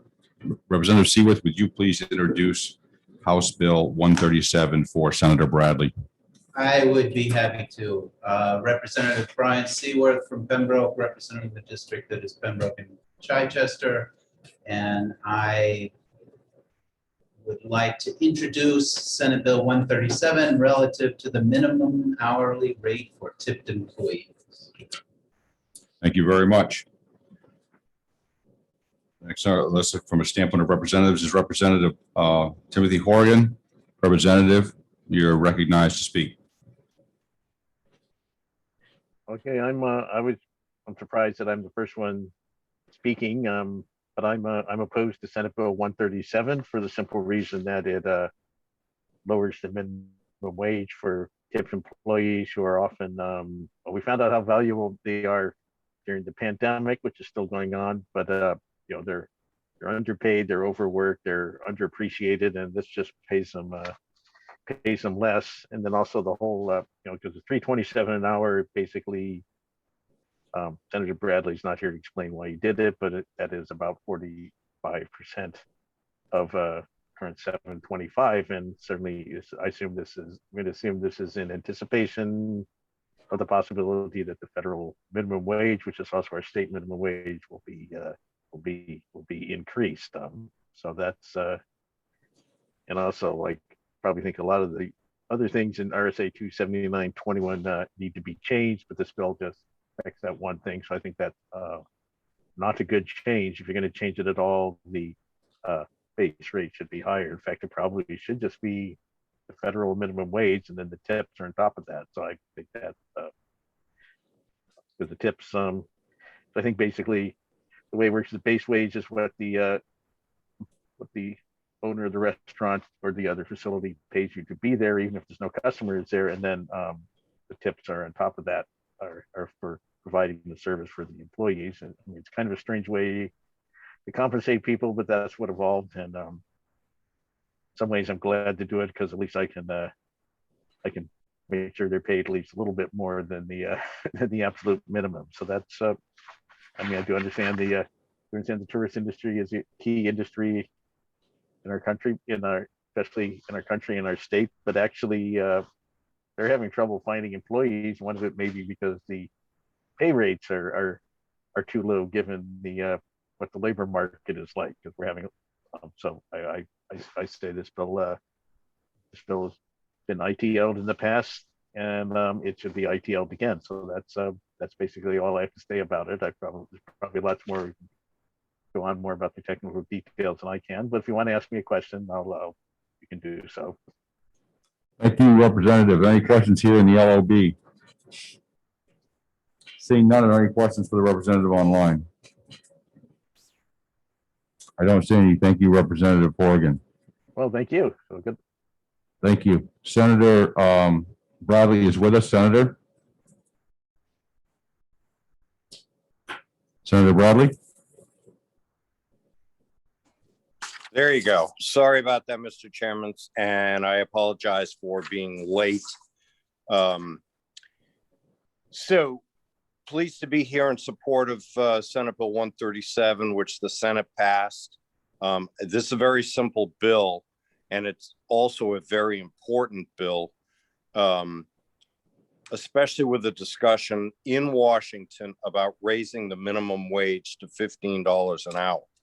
While it hasn't happened yet, certainly it could, and there are a lot of people pushing for it. What that would mean, given our tying of the minimum wage in New Hampshire to the federal minimum wage, would be nearly, or actually more than a doubling of the current tipped wage to, I believe, $6.75 an hour, by virtue of the fact that we are tied at 45% to the minimum wage. I think we all are very, very aware of the duress and the ongoing pressure that our hospitality industry, and particularly restaurants, are under and are going to continue to be under. Many of them have barely survived, if they've survived at all, the pandemic, and the potential of more than doubling the tipped wage is something that could put many restaurants under the just continued duress and cause them to fold. There was a lot of support in the Senate amongst the hospitality industry for this. I think you will hear that discussion today from many of the same folks that we heard the discussion. The one thing that I would add, Mr. Chairman, is the contingency section on line 19 and 20 of the bill, that this only takes effect if the minimum wage is raised federally. So if nothing changes in New Hampshire. The only other thing that I would add, Mr. Chairman, is everybody knows that the vast majority of a tipped employee's salary comes from tips, not the minimum wage. And so by raising the costs, as this would do if the federal minimum wage went up and New Hampshire's law was not changed, would force employers in the hospitality industry to move to more tablets, replacing people, and downshift or reduce hours, reduce the number of shifts. It would probably lead to job loss and there would not be a corresponding gain for an awful lot of people that could well find themselves out of work if this happens. Raising the minimum wage, as I've always said, is well intended, but it has that consequence of job loss. We want to make sure that our hardworking restaurant owners are able to survive this pandemic and survive a doubling of the minimum wage without the tipped wage in New Hampshire going up. So I support the bill, obviously, and happy to answer your questions. Thank you, Senator Bradley. Questions in the LOB, Representative Adeljin. Thank you, Mr. Chairman. Thank you, Senator Bradley. I would beg your patience as I have a couple questions to go for you. I'm looking at line 9 in the bill, or line 8 to 9. Tipped employees who are licensed as secondary game operators pursuant to RSA 287D would receive a base rate from the employer of not less than $7.25 an hour. Could you define what a secondary game operator pursuant to that RSA is, and why the Senate felt it appropriate to make a special carve out of that in this legislation? So we made that addition to the legislation as a result of the secondary game operators coming to us and saying they had tipped employees that would be subject to the minimum wage increase. So we added that in per their request, since they are also tipped wages. We did the same with cigar bars. Again, the same rationale. Thank you, Mr. Chairman.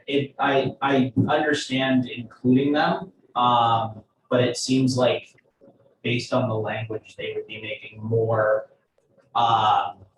securely without the compensation of tips than they would were they restaurant workers. Is that not the case?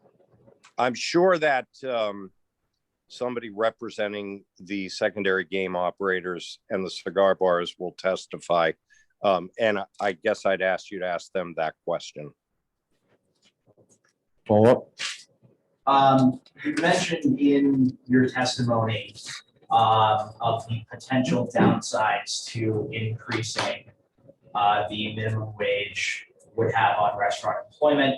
However, a study from the Economic Policy Institute suggested that the 7 states that don't have a separate tipped minimum wage are all currently experiencing higher restaurant growth rates and have the same higher rates of tipping as the states with a sub-minimum wage.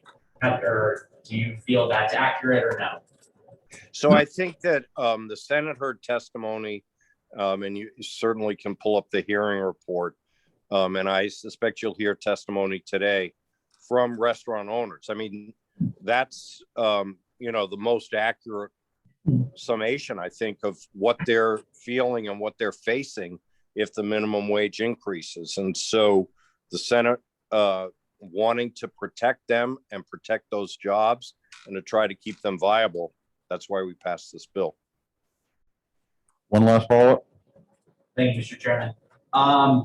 Again, looking at the bill, reading from line 15, if an employee shows to the satisfaction of the commissioner that the actual amount of wages received at the end of the pay period did not equal the minimum wage for all hours worked, the employer shall pay the employee the difference to guarantee the applicable minimum wage. Given that New Hampshire doesn't have its own minimum wage, the supremacy clause of the Constitution defers that we follow to the $7.25 minimum wage. Is an employer not just making up the difference between the tips and $15 an hour, regardless of what the base minimum wage is set at? Because it just feels like it's the same amount of money, and the employee would be making that closer to $15 an hour anyways. And this just feels like a very hat on a hat kind of reach around to that. Well, first of all, Representative, lines 15 through 18 are existing statutes. So this isn't changing that. Understood.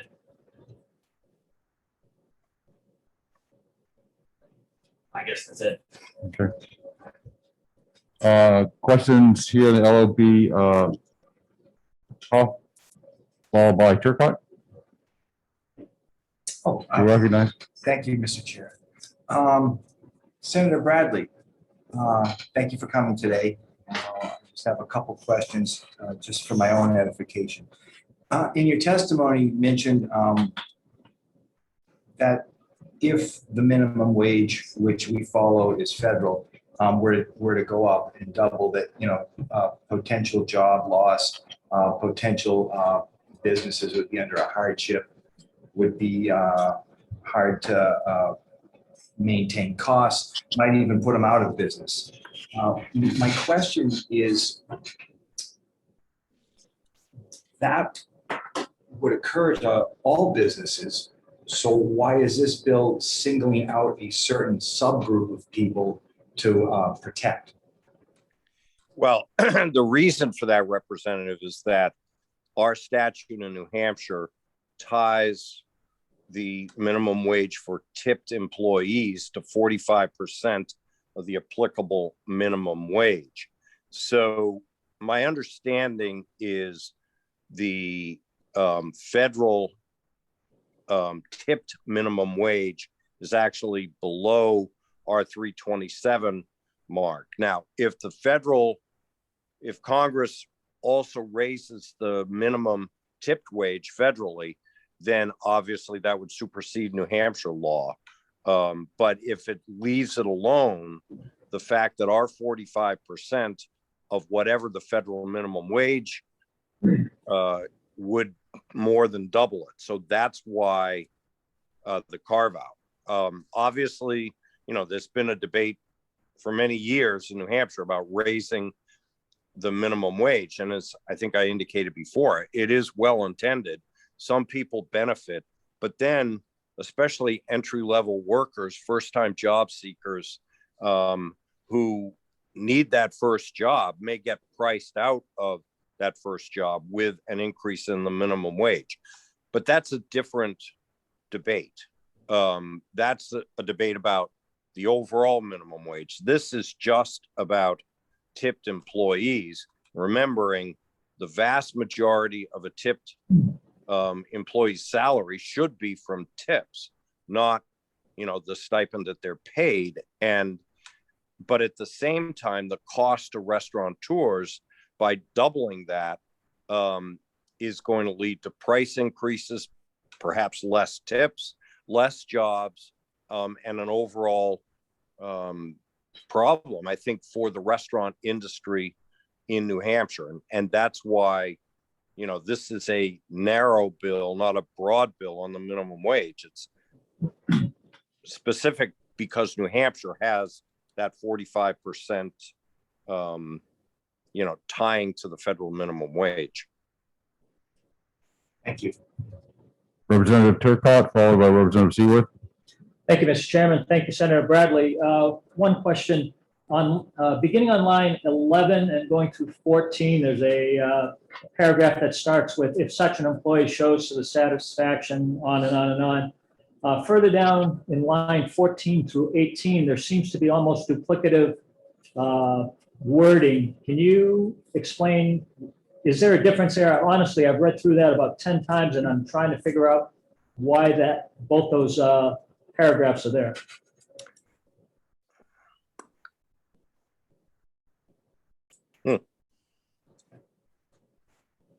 I'm looking at it too. So I know that in the Senate hearing, there was testimony from the Department of Labor. Sorry to deflect that question, but it might be better to ask the department.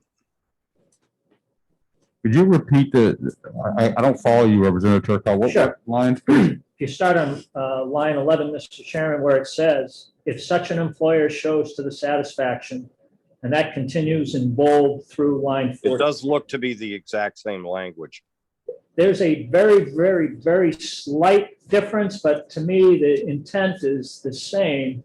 So I'm trying to figure out if there was actually an intent or if it's a drafting error or just, it just doesn't look right to me. Going further, Mr. Chairman, on line 14 at the very end, it starts again. If an employee shows to the satisfaction, on and on and on. And again, other than, I don't even remember, one or two word differences, it's the exact same intent, I believe, but I must have the wrong, I'm looking at amendment to Senate Bill 137, Amendment 2021-0983S. correct. Okay. Want to make sure we're. Actually, I think what we should be looking at is SB 137 as a, I think that's probably what Representative Turcott is looking at. For the line. I didn't hear what you said, Representative Sullivan. I'm looking at SB 137 as amended by the Senate. I'm not looking at an amendment.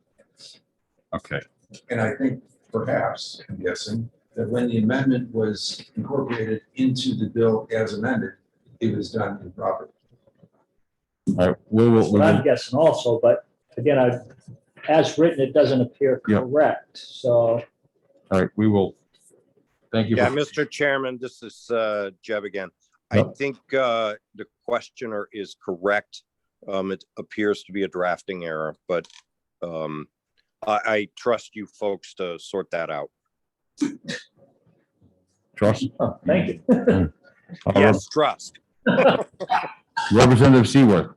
Thank you, Mr. Chairman, and thank you, Senator. This may be another one that's worth deferring to someone later. My question is also on line 11, but the first part of that line, where, and in some of the testimony, we talked about what the different minimum wages would be for tipped employees. This seems to introduce a new one at $7.25 an hour that is neither 45% of the new one, nor is it the old one. And it seems strange to me for the particular class of secondary game operators to introduce a minimum wage that doesn't match any of the others. So from the standpoint of the Senate amendment, is there an intent there that we should be aware of, or is that something I should bring up with? You'd probably be best advised to bring that up with the representatives of the tipped employees for secondary game operators, because this was the language that they asked us to insert, and it may be pursuant to the existing RSAs. All right. All right, that's all the questions here in the LOB. The questions online. Do you see any hands, please? Anyone? Representative Bouchard, you're recognized.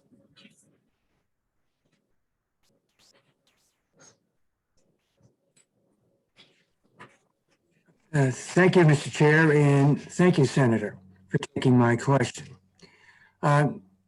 Senator, have you seen the studies that are out there that show that when you increase wages, that you increase the productivity of the employees and you lower the turnover rate, which is a very big cost to an awful lot of restaurants to be able to train employees? Thank you for taking my question. So I'm sure that if the restaurant owners thought it was in their best interest financially, they would raise that tipped wage themselves.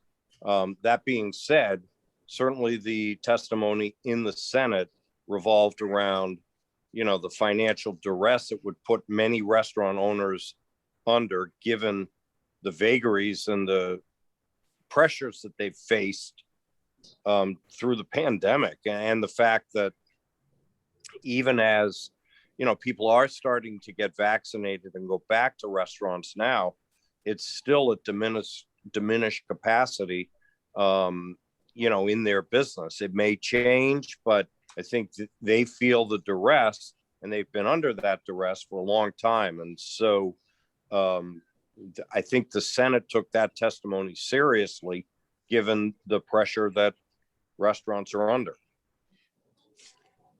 Thank you, Senator. Thank you. Are there any other questions on our Representative Cahill? Thank you, Mr. Chairman, and thank you, Senator Bradley. I know you were expressing concern that if the federal wage goes to $15, that it would double the tip rate.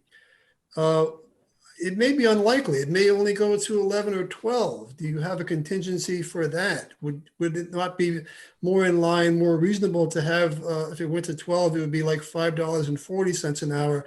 And again, this is only paid, it's only making up the difference when the tips which we're told the tips are $20 an hour. It's only when the tips aren't $20 an hour that the employer has to make up the difference. Would that be reasonable to have it? Maybe I know that there was a bill to lower the percentage, in the event, maybe it could be scaled down a bit.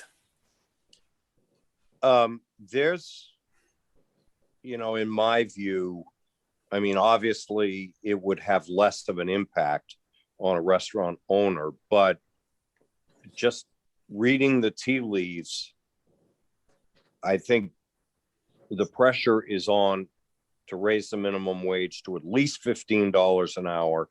And there's as much pressure to raise it higher than $15 an hour in Washington as there is to be somewhere between $7.25 and $15. So what happens, who knows? Regardless, tipped employees, while this, you could argue, would benefit them, even if the minimum wage, say, went to 12, not 15, and their percentage went to about $6 as opposed to $6.75, it still would be a big cost on restaurants. And I think what you'd see is the corresponding move to, reduce shifts, reduce hours, and use technology whenever possible to replace wait staff. And we've certainly seen that in areas of the country that have raised the minimum wage significantly. Some people have been helped, no question about it. If you're somebody that, has a job and your wage has gone up as a result of the change in law, more power to you. But if you're somebody who has lost their job because they've been priced out of the market, or you're a first-time job seeker that is suddenly priced out of the market, they're losers too. And I think that's always been my concern with raising the minimum wage. I mean, as I think we all know right now, there are thousands of jobs available in New Hampshire. And so anybody that wants to work can work, but restaurants are under undue pressure because of the pandemic that is going to be with us, I think, for quite some time. And the potential of this burden on restaurants, I think when you hear their testimony, I hope you feel compelled, as we were in the Senate, knowing that, lines 19 and 20, the contingency language, nothing changes in New Hampshire unless the minimum wage increases in Washington. Thank you, Senator. So this is Will Infantine. I was reading the Senate testimony. Are we the only state in New England that has a tipped wage that is a percentage of the minimum? I'm not certain of that, but I believe that to be the case. Thank you. We have Representative Adigent. You have another question for the senator? I do. Thank you, Senator, for taking the question. As was pointed out correctly by Representative Bouchard, there are studies out there regarding turnover and savings from that in the restaurant industry. In fact, one that I'm looking at. I'm gonna stop. Ask a question, please. I've let you have a lot of latitude on this representative over the last couple of weeks. Please ask a question instead of making your point of what you want to get in there and then asking the question off that, please. Okay. Would you believe that there are robust studies of employment in restaurants regarding minimum wage increases? And they suggest that wage increases get absorbed by minor price increases that do not impact. Point of order. This was specifically brought up by the clerk of the House that the use of would you believes are not appropriate in hearings. The purpose of hearings are to receive testimony and ask questions of that testimony. The would you believe is making a comment, making a statement to the individual that the individual wants to get out there. This is the line that Representative Atchison has taken is not appropriate for this Senate. Understood. Thank you. That was what was presented by the clerk. Please ask your question. Definitely, please. Okay, I was not aware of that. That's right. So I will take that into consideration. I want you to ask your question, Representative. I just want you to do it in a way that's acceptable. Thank you. Senator Bradley, do you believe that there might be a difference between what is most beneficial in the best interest of a restaurant worker versus the interest of the restaurant owner? Well, I think as I've tried to answer this question, the minimum wage creates winners and losers. And if your wage goes up, you're clearly a winner. But if you've lost your job due to technology or less hours or fewer shifts because the cost to the restaurant owner, that creates losers too. And so I've always been very concerned that raising the minimum wage, and while this is a subset of it, does create winners and losers. And in particular, and restaurants are really good at hiring first-time job seekers. I mean, that is a staple for many restaurants, and they are often at tipped wages. And if they're unable to hire as many people, then people lose too. And that's my concern. Thank you. One more question, Representative Huff. Thank you, Mr. Chairman. Senator, this is just, I just want to be clear on state and federal. It's my understanding that New Hampshire defers basically to the federal minimum wage, as we don't have a statute defining the federal, defining our own minimum wage. In this bill, there is a number proposed as opposed to a percentage, which effectively would freeze that minimum wage. My question is how does that play out? Can the state of New Hampshire supersede federal, or does federal supersede state? Well, I think I answered that. If the feds raise the tipped minimum wage, then this debate is over. But in the past, my understanding, Representative, is Congress has raised the minimum wage without raising the tipped wage. So this bill only applies to that circumstance where Congress were to raise the minimum wage and leave the tipped wage unadjusted. But because of the 45% provision in New Hampshire law, then our minimum wage in that eventuality would more than double. If the feds raise the tip minimum wage, this debate is over. They raise it. Thank you, Senator.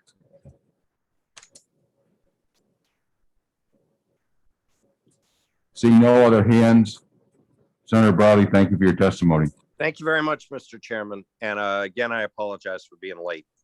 No worries. Next up is Representative Tony Kaplan, Merrimack District 6. Representative, are you with us? I do not see him. Let me know via text if he comes back on, please.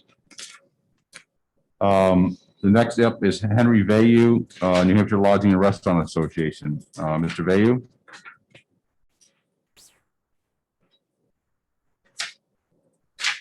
Thank you, Mr. Chairman and members of the committee. For the record, my name is Henry Vayu, and I'm here on behalf of the Lodging and Restaurant Association. We asked Senator Bradley to bring this bill in, and it's pretty straightforward. as you can see it, the big change is changing the how to figure out the employee tip wage from 45% of what the applicable minimum wage is, and instead replacing it with an absolute number of $3.27. Mr. Chairman, you asked about New Hampshire and whether other states have a percentage, as we do here in New Hampshire, calling it 45% of the applicable minimum wage. We are the only state in the country. If you look at all the other states, they have an absolute number in statute. So by moving from this sliding percentage to an absolute number, we'll be more in line with the rest of the country. 45% of the applicable minimum wage today is $3.27. So we are proposing to keep it there. You know, it's interesting that the tipped employees are in the minimum wage statute, because while the minimum from the employer is $3.27, their total wages on average are between $20 and $22 an hour. So they're actually the highest paid in a restaurant.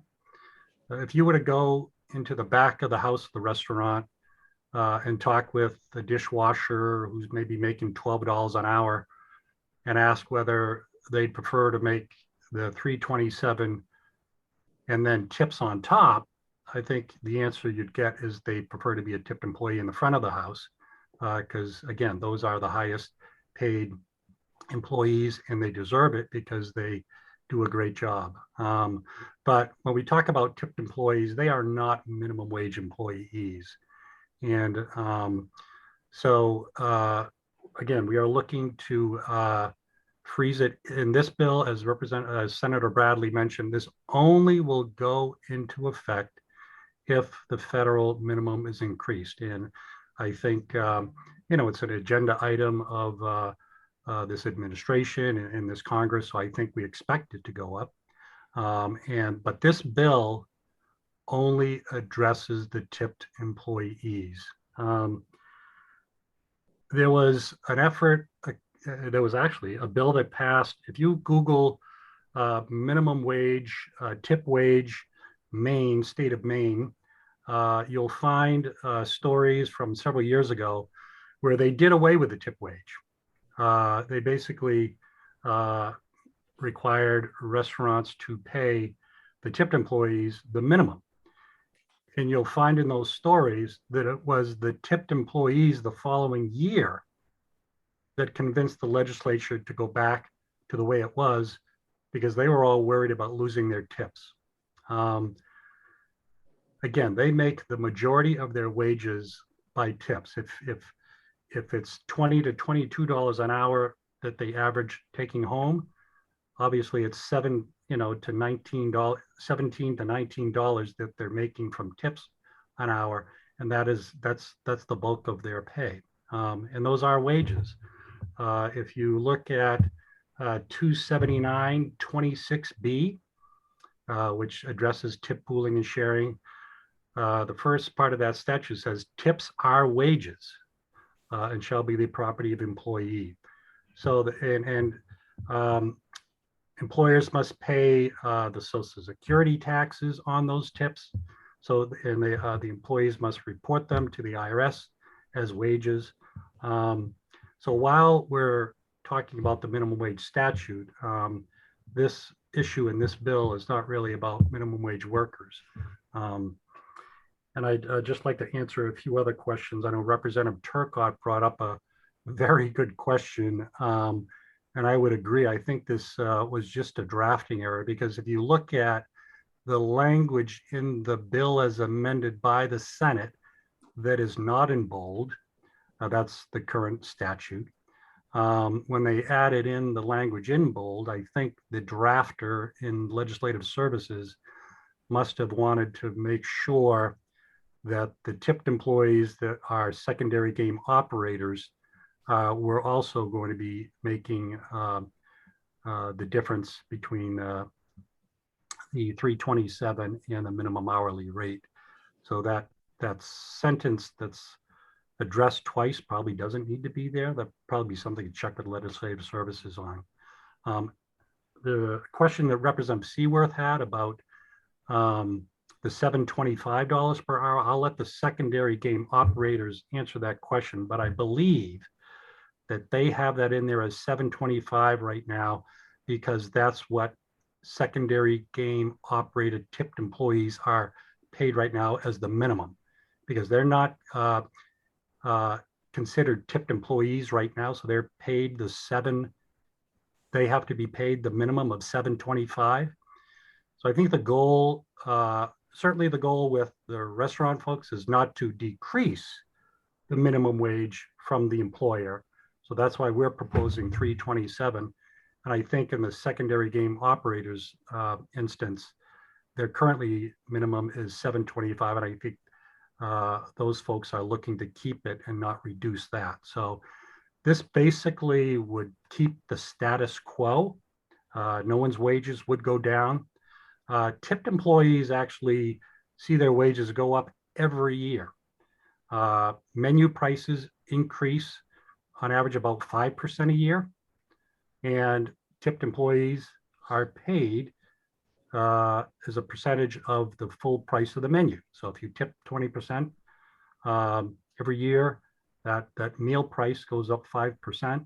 And so the employees' wages go up. So there's already this mechanism in which tipped employees' wages go up annually anyways. So with that, I guess, Representative Huff asked a good question about the tip wage and the federal wage. The federal minimum for tipped employees is $2.13. Our New Hampshire minimum of $3.27 is higher than the federal. But as Senator Bradley mentioned, if in Congress this year they increase the tip wage above $3.27, then we would have to comply with the federal law. So we're cognizant of that. But there is the same discussion going on in DC about the tipped employees and tip wages. And our two senators, Shaheen and Hassan, are very much involved in that discussion. I think they recognize the uniqueness of the industry. And I guess with that, I'd end my testimony and be happy to answer any questions. Mr. Vader, this is Will Infantine. One of the questions that Representative Adejan asked had to do with the payment of the wages if someone does not make $7.25 an hour. It's a slow, cold, rainy day and no one comes in. And if this bill passes, they make $3.27 an hour. The employer would have to find out what they made for that period of time and pay them $7.25 an hour, or the difference between what they earned and the $7.25 an hour. They would have to pay them the difference to make sure that they made the $7.25. But I would ask the Department of Labor if they've ever come across that circumstance. I don't know of any restaurant in which, because restaurants staff to what they know their activity is going to be. After a while, you get to know that Thursday night's a busy night. I'm going to need more I'm going to need more wait staff. A Monday night is slow. I probably need a third of the wait staff. So I'm not aware of instances where a restaurant has had to make up the difference because a tipped employee has not made at least $7.25. You can ask the Department of Labor that if they're on, they may be aware of it, but that language is in the statute just to make sure that no one makes less than the minimum wage. But as I mentioned before, tipped employees are not minimum wage employees. They are the highest paid employees. So. Just to recap, so the federal minimum wage for tipped employees is $2.17. We are proposing $3.27. We are proposing $3.27 because effectively that's what it is today, because 45% of the federal 725 is 327. So we are proposing to keep the tip wage for tipped employees at the same amount that it is today. If the federal government decides, if we pass this bill and they decide it's $10, minimum wage is $10 an hour, will they also come up, do they normally come up with a tipped wage also, and that we would have to adhere to both of those? They very well could change the tip wage. So right, as I said, you mentioned the federal minimum on the tipped wage is, I thought it was 213. You mentioned 217. It's either 213, 217, whatever it is. If they don't do anything on that, then New Hampshire's 327 would be the floor that a business would pay the tipped employee. If, on the other hand, the feds, in addition to increasing the minimum wage to $10, 12, 15, whatever it is, they also increase the tip wage from 213 to a higher number. And if it's higher than 327, then New Hampshire restaurants would have to pay the higher federal minimum wage. This 327 would be trumped by the higher federal minimum, as Representative Bradley, Senator Bradley said. He said, you know, this what we're doing here with this bill could be trumped by what happens in DC if, in fact, they change the tip wage, which is currently $213. Thank you. Just I asked Christine via text to come up to some of the chart. There are 7 states in the country that have a percentage of their tip wage percentage. Thank you. There are some more questions for you, Mr. Bay. Representative Addison. Thank you, Mr. Chairman. And thank you, Mr. Finley, for taking the question. What is the source of the data that suggests that the average wage for tipped workers in New Hampshire is over $20 an hour? I believe we've gotten it from Employment Security. They keep a lot of information there on wages. Next up is Rudy Ogden from the Department of Labor, so maybe we'll ask him that question. Yeah. Do you have any additional questions? Well, I don't know how to put it into a question. I have data from the Bureau of Labor that disputes that, but just wanted to see if there's a source. And I'm talking New Hampshire. I mean, I as well. Okay. Yep. We'll see if Commissioner Ogden, and then you can discuss that with him. Any questions here? Representative Hull. Thank you. Thank you, Mr. Villo. I'm sorry, I mispronounced that. Vayu. Is it Mr. Vayu. Vayu? Okay, thank you. I'm not sure if you'll be able to answer this, but it's just occurring to me. What would be the purpose of New Hampshire having a higher tipped minimum wage than the federal when we don't do that with the non-tipped wage?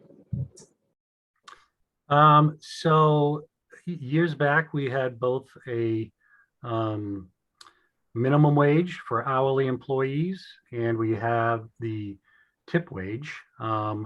I think it was 2012 or something, when our hourly minimum wage that was repealed, and we then fell to the federal statute. I guess there was a recognition then that if we also repealed the tip wage at that time, then it would have gone down to the 213. We've always been higher than the federal 213. And so I don't think anybody wanted to reduce anyone's wages. And I think that's why, because when they repealed the hourly, New Hampshire's hourly was $7.25 and the federal was $7.25. So repealing New Hampshire's, for all intents and purposes, really did nothing, because we still had to comply with the federal $7.25. If you repealed the 45% of the applicable minimum at that time, you would have done away with our 327 and it would have gone down to 213. which is what no one wanted to do. So I believe that is, to answer your question, that's why we have a higher tip wage, because historically we've always had a higher tip wage than the federal one. Follow up? So what I'm gathering is the reason that this, and correct me if I'm not picking this right, the reason that this bill is coming in is to protect the businesses from paying, in theory, a higher minimum wage. So why would they be against lowering the minimum wage if we were to just go strictly with just what the feds say and not have this 45%? The interest in the industry in this bill is to prevent the minimum tip wage from going up. When the federal minimum increases, because as you see the statute, it says 45% of the applicable minimum wage. So if the federal minimum wage increased to $15 or $12, the tip wage here in New Hampshire would increase to 45% of whatever that federal minimum is. We have no interest in reducing anyone's wages. We essentially just want to keep the status quo on the minimum from the employer. But again, tipped employees' wages go up annually because menu prices go up 5% on average every year. And they're paid as a percentage of the price of the meal. So their wages go up annually. Thank you. You're welcome. Questions online? I see the hands. Representative Cahill, you're recognized. Thank you, Mr. Chairman, and thank you, Mr. Vayu. Good to hear you again. I can't see you from here, but so we tip 20% generally on the price of the meal. So this leaves us with a situation where a server carrying, a tray full of pancakes and eggs any way you like them and coffee is making quite a bit less than the person in the high-end restaurant doing very similar work. Have any comment on that? Certainly, high-end servers working in high-end restaurants are making more wages than those at the very low. There's the mid-range restaurants. There's the lower range ones, and certainly there is that. You probably don't have a lot of folks that have been serving in those lower ends that stay there very long, unless they're, of course, in a part of the state where there is no high end. But someone that learns at a lower end, I'll tell you right now, restaurants are looking to hire people.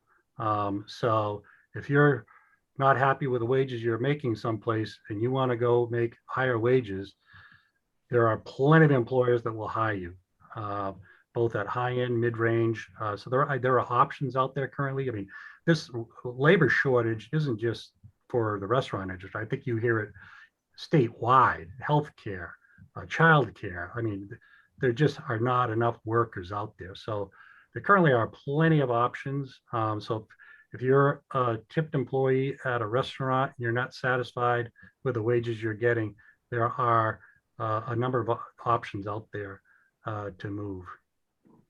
Follow up, Mr. Chair. Thank you. Well, again, you're in a nice restaurant, and they expect it to be busy, but it's not. Something else is going on around town, and they might send the staff home, and what happens in that case? You get that $3.27 an hour, and how do you pay your bills? So if it's a slow night, you get sent home. There is a 2-hour minimum that you have to pay. So the employer, you show up and 30 minutes in, it's like, all right, we're not going to have, something. You go home. The employer has to pay the at least 2 hours of the minimum, which is going to be the If you didn't make any tips, then the employer will have to pay $7.25 an hour because they got to make sure that you walk out of there with at least $7.25 an hour. So if you didn't get any tips, you're not just going to get $3.27, you're going to get $7.25. So there's 2 hours, you make $15 if you get no tips at all. One more question, Mr. Chair. Thank you. I know this is part of the federal law, but I wonder that what you think about this requirement that the minimum requirement, you make $30 if you're usually and customarily make $30 a month. That's the threshold for being a tipped employee. Do you think that's out of date, Mr. Vayu? It was set a long time ago. Could it be higher? I suppose. It would require, where to set it. I don't know. It probably requires some work, which would basically, you probably have to retain this bill and work on it, which I would not suggest you do that. I think this bill is needed sooner than later. I'd be happy to work with you at looking at where that, you're correct. It's been $30 in statute for a long time. Could it be higher? Yeah. What should it be? I don't know, but be happy to work with you. Thanks very much. Thank you. Are there any other questions for Mr. Vayu? Seeing none, thank you very much. I'm going to take a moment here before I call the next speaker. I've always liked to keep things casual in the Labor Committee. Always allowed people to ask the kind of questions they'd like to. And I don't like the riff that's going on right now. We probably shouldn't ask the person how does someone who's representing the Lodging and Restaurant Association, they're asking them a question of how is someone supposed to pay their bills on that amount. I understand where you're trying to say. I understand that sometimes these issues become emotional, but we want to keep it to the appropriate questions for our speakers that are asking. And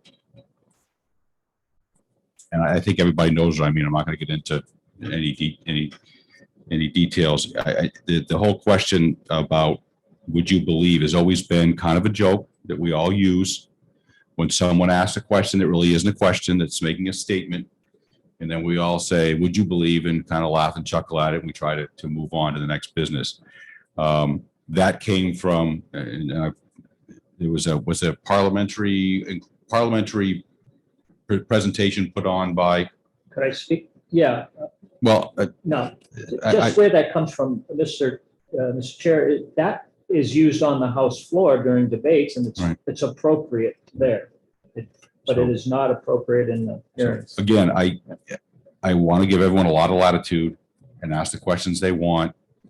And I just don't want it to cause a rift when someone asks a question that's clearly meant to make a point and then try to get someone to embarrass someone to answer your question. That's all we're trying to do.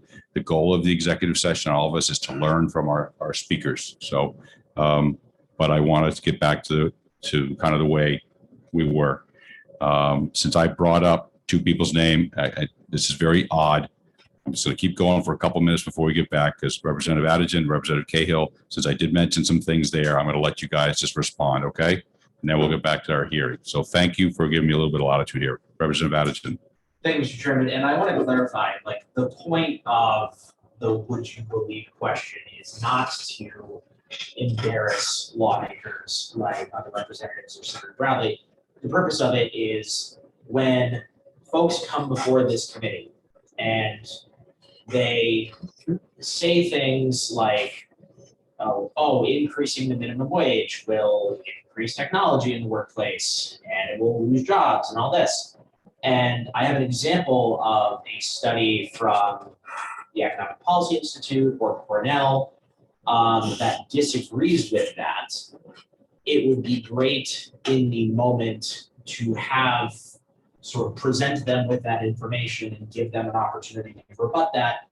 if, they disagree with it or they have follow-up information. It's the same thing that Representative Bouchard did, where he referenced, the exact same study that I was referencing from Cornell, just without the cane. So, I don't like to do the gotcha stuff. I ask a lot of rhetorical questions to occasionally make points, but also draw that distinction and give an opportunity for clarification. Like my question regarding And I agreed with the second question. RSA 287D regarding the charitable gaming folks wasn't like a gotcha. It was, why are we making an exemption for that? And the answer, the best we got, was because they asked.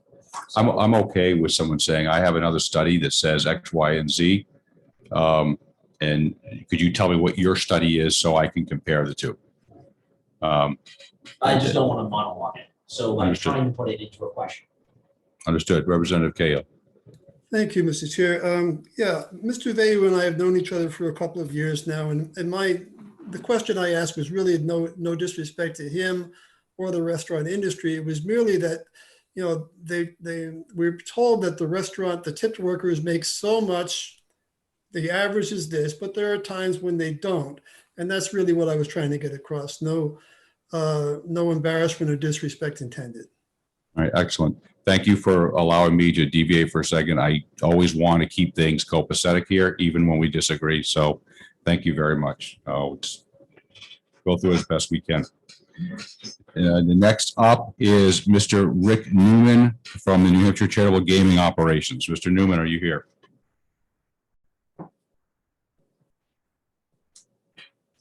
Good afternoon, Mr. Chairman. Good afternoon. My name is Rick Newman. I represent the New Hampshire Charitable Gaming Operators Association.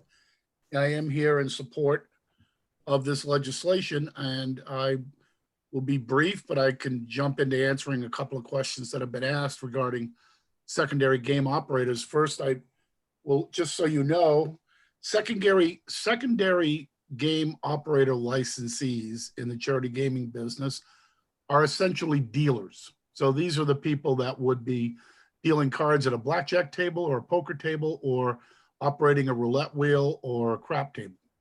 Those are the positions that come under that title, secondary game operator. And currently they are subject to the federal minimum wage of $7.25. However, they are a relatively new job. Charity gaming as it exists today under 287D was created in this state in 2006. Prior to that, those jobs did not exist because charity gaming did not exist as we have it today. So from the beginning, these workers have made most of their money from tips. And so I believe they're legitimately tipped employees. And that's why we wanted to take this opportunity to be included, to have them included as tipped employees. As to why have their rate at $7.25 versus the rate for wait staff. Same as Mr. Vayu said, we had no intention of looking to lower someone's existing minimum wage. And since those folks are making $7.25, we said, let's establish it, that rate for them. I will tell you that now every room, of course, is different. There are 16 charity gaming facilities in New Hampshire. They are small ones, ranging from a very small location up in Berlin to a very busy locations on the, in Salem, New Hampshire, and Manchester, Nashua. So the rate does vary, but the low end on tipped employees, dealers in those rooms range between $12, $13 an hour in tips, up to $35, $40 an hour in some of the other rooms. So we are here asking you to include us in the tipped category, and hope you will support that. Happy to answer any questions. Thank you. Any questions here in the LOB? I have a question, Mr. Newman. This is Will Infantine. These individuals currently are making $7.25 an hour that deal and such, correct? That's the minimum for them. That's correct. And then I don't gamble a lot, but when I've seen these things go on, someone gets a good hand, they win a pot or something, and they toss over a chip or something to the dealer. That is how they are tipped, correct? That's correct. Typically, that is exactly what happens. Particularly in poker, if someone wins the pot, they throw a chip to the dealer. So you're proposing to reduce them from 725 to 327 and become tipped employees. No, sir. If you look at the legislation, it would establish 725 as the minimum wage for secondary game operators. They would stay at the 7.25. My apologies for any other questions here in the LLB? Representative Seaworth. Thank you, Mr. Chairman. Thank you, Mr. Newman, for your testimony. That helps me a lot with my question. I was wondering if you were able to shed any light on the question Representative Turcotte asked earlier about the next 4 lines, where with a slight variation, it repeats what's already there, but applies it to the secondary game operators. Do you know why that language was chosen? Representative, I read that and it looks to me like the bold language is referring to the federal minimum wage, and the language that's not in bold is current statute, which refers to the quote applicable minimum wage. I'm assuming that that's the reason that's written like that, but you know, that's something you may want to check with Legislative Services. Because the federal minimum wage, if it doesn't change, then wouldn't come into play, but the applicable minimum wage in the current statute language would still apply. That's true. Still formatted wrong. Any other questions from members online? Representative Toomey, followed by Representative Schmidt. Representative Toomey, you're recognized. Thank you, Mr. Chairman. Thank you, Mr. Newman. Is there any place like the Labor Department to be able to find out what the gaming employees make in terms of tips? I know that there might be numbers in terms of that in the case of waiters and waitresses in restaurants. Is there any place we can find out what the actual average tipped wage that your people get? The only thing I can say, Representative, is just like a restaurant, these businesses would file the necessary tax paperwork, for instance, regarding paying unemployment tax. And so I would assume the Department of Employment Security would have information on those numbers. Okay, thank you, sir. Representative Schmidt. Thank you, Mr. Chairman, and thank you very much for taking my question. Is there a reason that they have to be called tipped workers just because they receive tips? Or can they just receive their normal 725 or whatever and accept their tips outside being called a tipped worker? Well, from our perspective, it's, you know, there are differences among tipped employees, how they're treated in the statute. And these folks are legitimately tipped employees. They certainly make more than $30 a month in tips. They rely on their tips to make a living, just as, you know, waitresses, waiters do. They're certainly in the same category. And I believe that had the job existed 50 years ago, they probably would have been included in the category of tipped employees when it was created. But as I said, because the job is relatively new, it only was created in 2006. It just, you know, it's not there in the statute now. Thank you. Just to follow up quickly. Oh. It just seems odd that we'd like to put somebody new into tipped wages when this is a questionable part in our law. A lot of people would like to see tipped wages just disappear, that people should be treated as employees, period, and no special government intervention as to how much they can be paid. Now, I understand that you see them as tipped employees, but is there any reason that you want to put them into this statute besides just that you see this as tipped wages? One specific reason would be that unlike every other, well, I won't say every, I'm not certain, but certainly unlike virtually all other employees or businesses, you, the legislature, have a great deal to do with the ability of a charity gaming facility to have revenue. For instance, you cap the bet limits at currently at $10. And, there's a statutory requirement that charities get 35% of the money and the state gets 10. And so we can't simply raise our wages or raise our prices the way another business can. So if the feds were to come in with a $15 or $20 minimum wage, that would have a tremendous impact on the owners of these businesses who would have no ability to offset that wage increase. And despite the fact that their employees were making, pretty good tips, but they would not be able to just say, well, we're going to allow $20 bets now. That's subject to the legislature. So I think Thank you very much. I appreciate your answer. Thank you. Representative Adigent. Thank you, Mr. Chairman. Following up on what you just said, I'm not an expert in charitable gaming. I was not aware of the max cap of donations. But if the language in here is employees shall pay the difference to guarantee the federal statutory minimum hourly rate. So they're still paying for an increase in the minimum wage anyways, is not the appropriate, or is not a better solution to that issue to revise the language and statute that you just referred to versus inserting language in here that would then be overridden by federal legislation. I have to tell you, Representative, I apologize, but I really don't understand your question.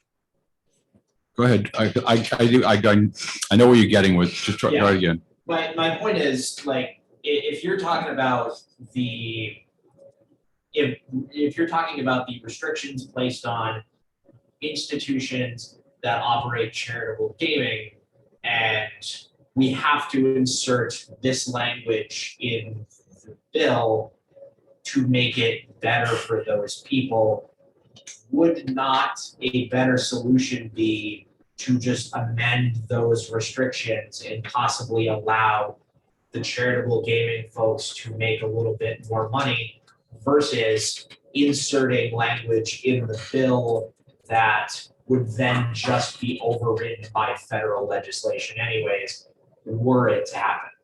I get you. I understand your point.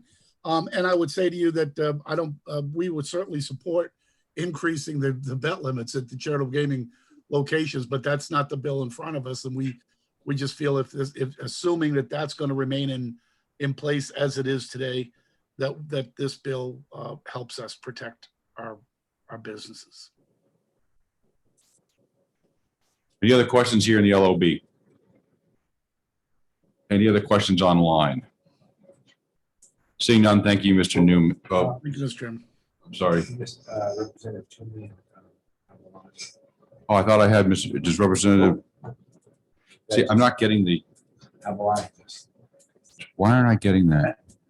I'm sorry, Representative Avalani. This is twice. For some reason on my screen, I'm not getting your little yellow hand. So Representative Avalani, and then if Toomey has a follow-up, go ahead, Representative. Thank you, Mr. Chairman, and no worries. I'll save my last question for Deputy Commissioner Ogden. The question I have to specifically.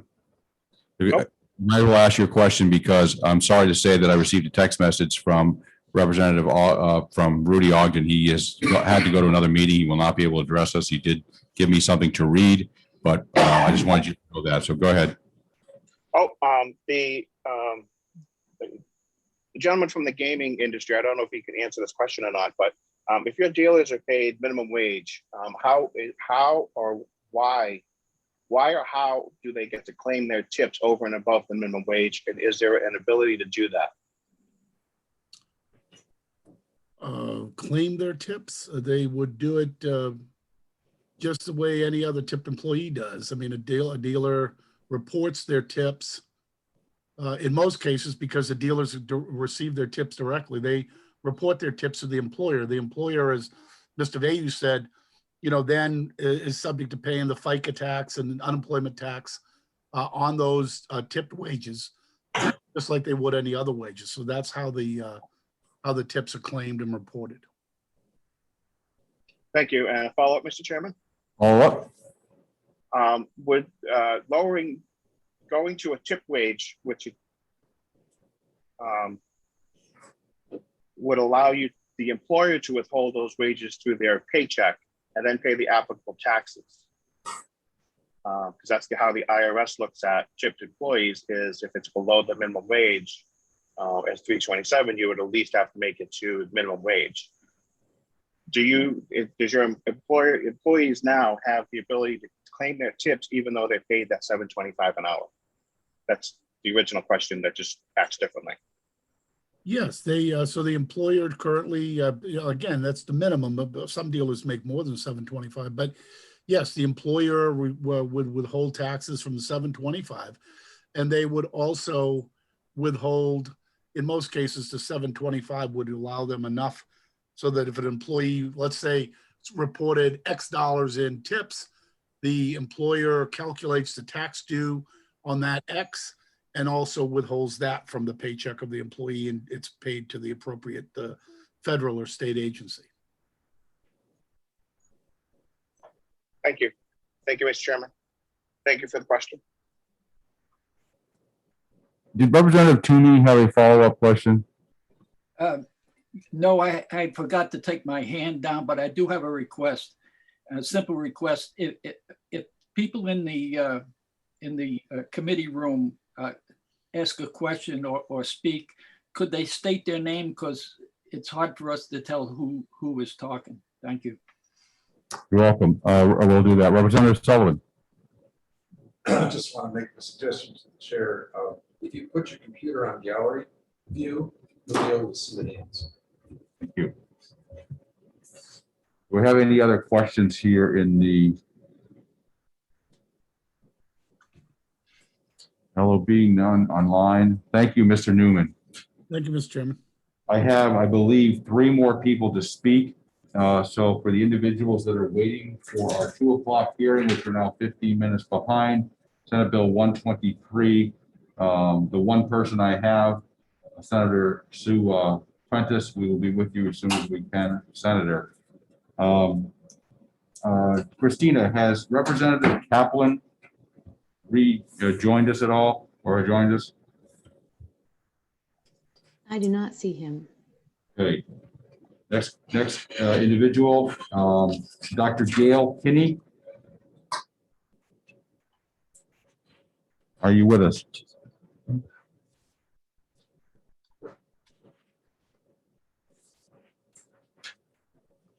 Dr. Gail Kinney. She just needs to unmute. She is available.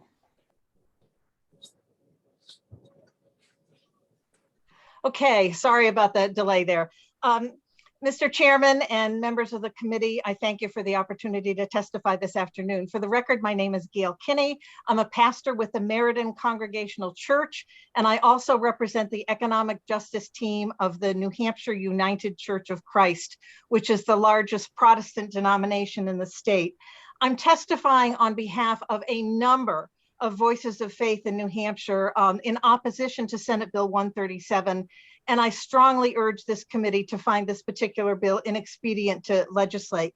You've already heard that this bill was submitted in reaction to the fear among some that the federal minimum wage would be increased.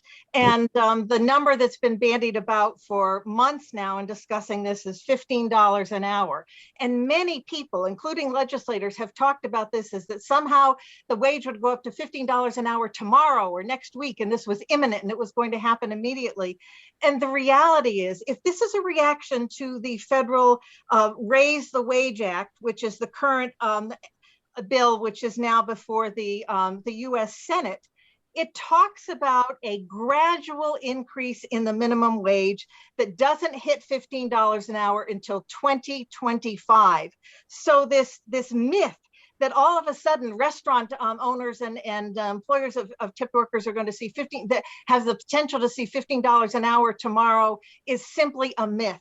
And you should not be passing legislation based on a myth, which is not based in reality at all. So please don't be misled. But the other thing is that, again, if this was introduced in reaction to that 15, without it seems like it was introduced without anyone doing any research about what is actually potentially possibly happening at the federal level, which certainly doesn't seem to be happening anytime soon. That is, the Federal Raise the Wage Act addresses both the gradual increase in the federal minimum wage and a gradual increase in tipped wages. And the reality, I think, again, if you do the legislative research, you will know that only two things will happen, you know, in terms of federal legislation, which will then have an impact on New Hampshire. The first is that there will be that the Raise the Wage Act, which is currently written, which talks about an increase, the same gradual increase in the tipped wage as the minimum wage for non-tipped workers. That's in one package in the bill right now that nobody seems to be recognizing.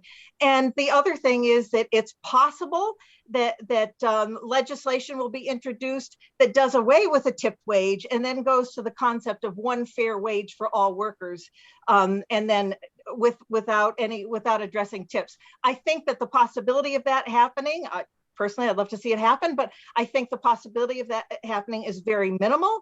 And the reality is that the folks will be looking at some version of the Raise the Wage Act, which does address tipped wages. So the fact that you're trying to do, or you're being asked to do a piece of legislation, it's going to be null and void. It's going to be overridden if this is in reaction to something that's happened federally. Right now, you're dealing with the $7.25 minimum wage, and you're dealing with $3.27 for tipped workers. And that is the way it's going to be until something passes federally. And when something passes federally, it is going to be something that addresses minimum wages and will override this legislation anyway. So there's no way that the feds are going to carve out a minimum wage without also addressing tipped wages. Talk to your federal legislators, talk to people in the know about what's happening federally, and they will tell you that that's the case. So passing this bill, which is really not going to mean anything, is not in the best interest of New Hampshire at all. Just the other thing really quickly to say is the restaurant sector, which is primarily where this is coming from, is there are so many workers in the state of New Hampshire that work in that sector, and we depend on them to be good workers in order to attract people to come to our state. This is an important sector of our economy.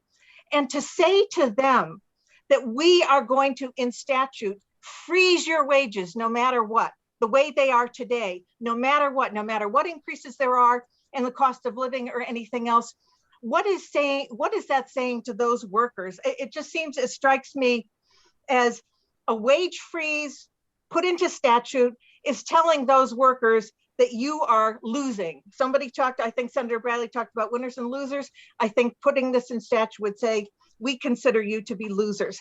The other thing is that we are not talking about just first-time job seekers or entry-level people working. You go into any restaurant and you will see people of all ages, people with families, et cetera, that are trying to work to earn a living wage, but are doing a job they love. I want to also say that very extensive studies have been done over the years using Department of Labor and U.S. Equal Employment Opportunity Commission statistics and data. And I want to read you the subheading of one of the studies. The subheading is just, the data is overwhelming. Tipping encourages racism, sexism, harassment, and exploitation. So we already know that tipped workers of color are often tipped less. Female workers often must put up with sexual harassment in New Hampshire in order to make a decent wage. Wage theft happens in this particular industry in terms of employers actually appropriately paying out the tips. It's an industry problem. On top of that, this work is hard work. So to freeze the wages in statute of this particular sector of employees is it's so immoral. Based on the people that I am speaking for, and the fact that this legislation itself is just nonsensical in terms of what's happening at the federal level.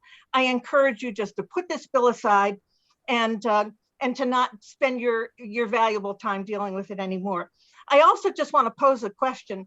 Am I understanding correctly that the idea is to pull that particular category of charitable gaming workers into a definition of what a tipped worker is?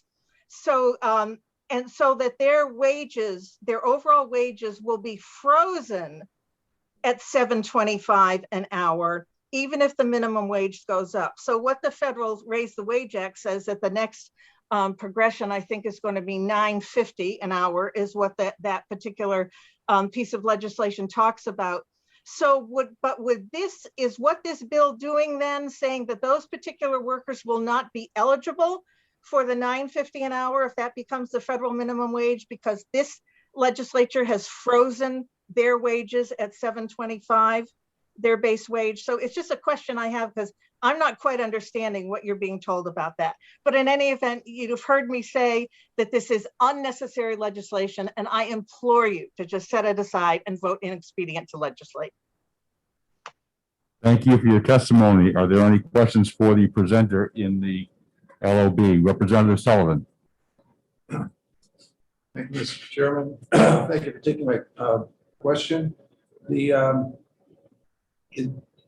Is it accurate to say that the act would increase the tipped minimum wage to $4.95 in 2021? Yes, that is correct. And so that would supersede anything that you would try to put in statute. Thank you. Any other questions here in the LOB? Seeing none, are any questions online for the presenter? Any yellow hands I can't see? Seeing none, thank you very much for your testimony. Okay, and thank you. I really appreciate the opportunity.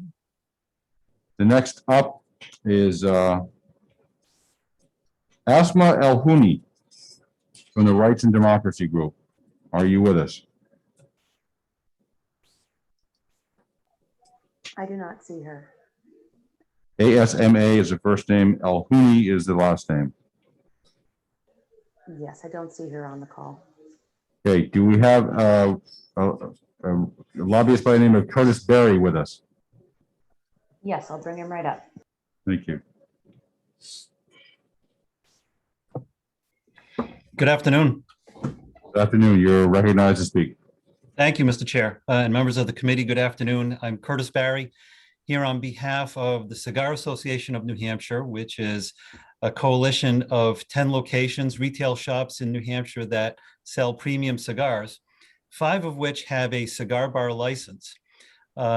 Similarly to the charitable gaming operators, the cigar bar license in the statute was put in place in 2009, many decades after the creation of this statute, which listed, as you see on the bill, starting on line 5, the categories of industries that are eligible for the tipped wage. We simply ask to be included in that because their servers are similarly tipped and make very good wages and make very good tips there. And similarly, like the other industries that you heard from this afternoon, are very concerned about an increase at the federal level. The same effects apply here as you heard earlier. And I don't have anything in addition to say other than we'd like to be included in that statute, other than to say and to remind the committee that line 19 of the bill exists. This is a contingency. It only applies if the federal law is passed. I'm happy to answer questions to the best of my ability or provide information subsequent to the hearing. Thank you, Mr. Barry. Any questions for him in the LOB? Are there any online? I have one question for you, Mr. Barry. Certainly. If this bill were to pass and the federal government increased the minimum wage to $10 and the tip wage to $5, ours would automatically have to go up to that, or would we have to, does the federal government usually give the states a time period in which they must ratify that, or does that happen automatically? Mr. Chair, to be honest with you, I'm not sure which of those two scenarios would apply, but I'm happy to work with you to find out the answer. All right. Thank you very much. Are there any other questions? All right. Thank you very much. Christina, Is there anyone else wishing to testify? I don't see any hands currently up. All right, seeing none, it is 2:28. I'm going to close the hearing on Senate Bill 137. I apologize. I have to say one thing. I'm losing it. Definitely losing it. I would like to read something from Mr. Ogden.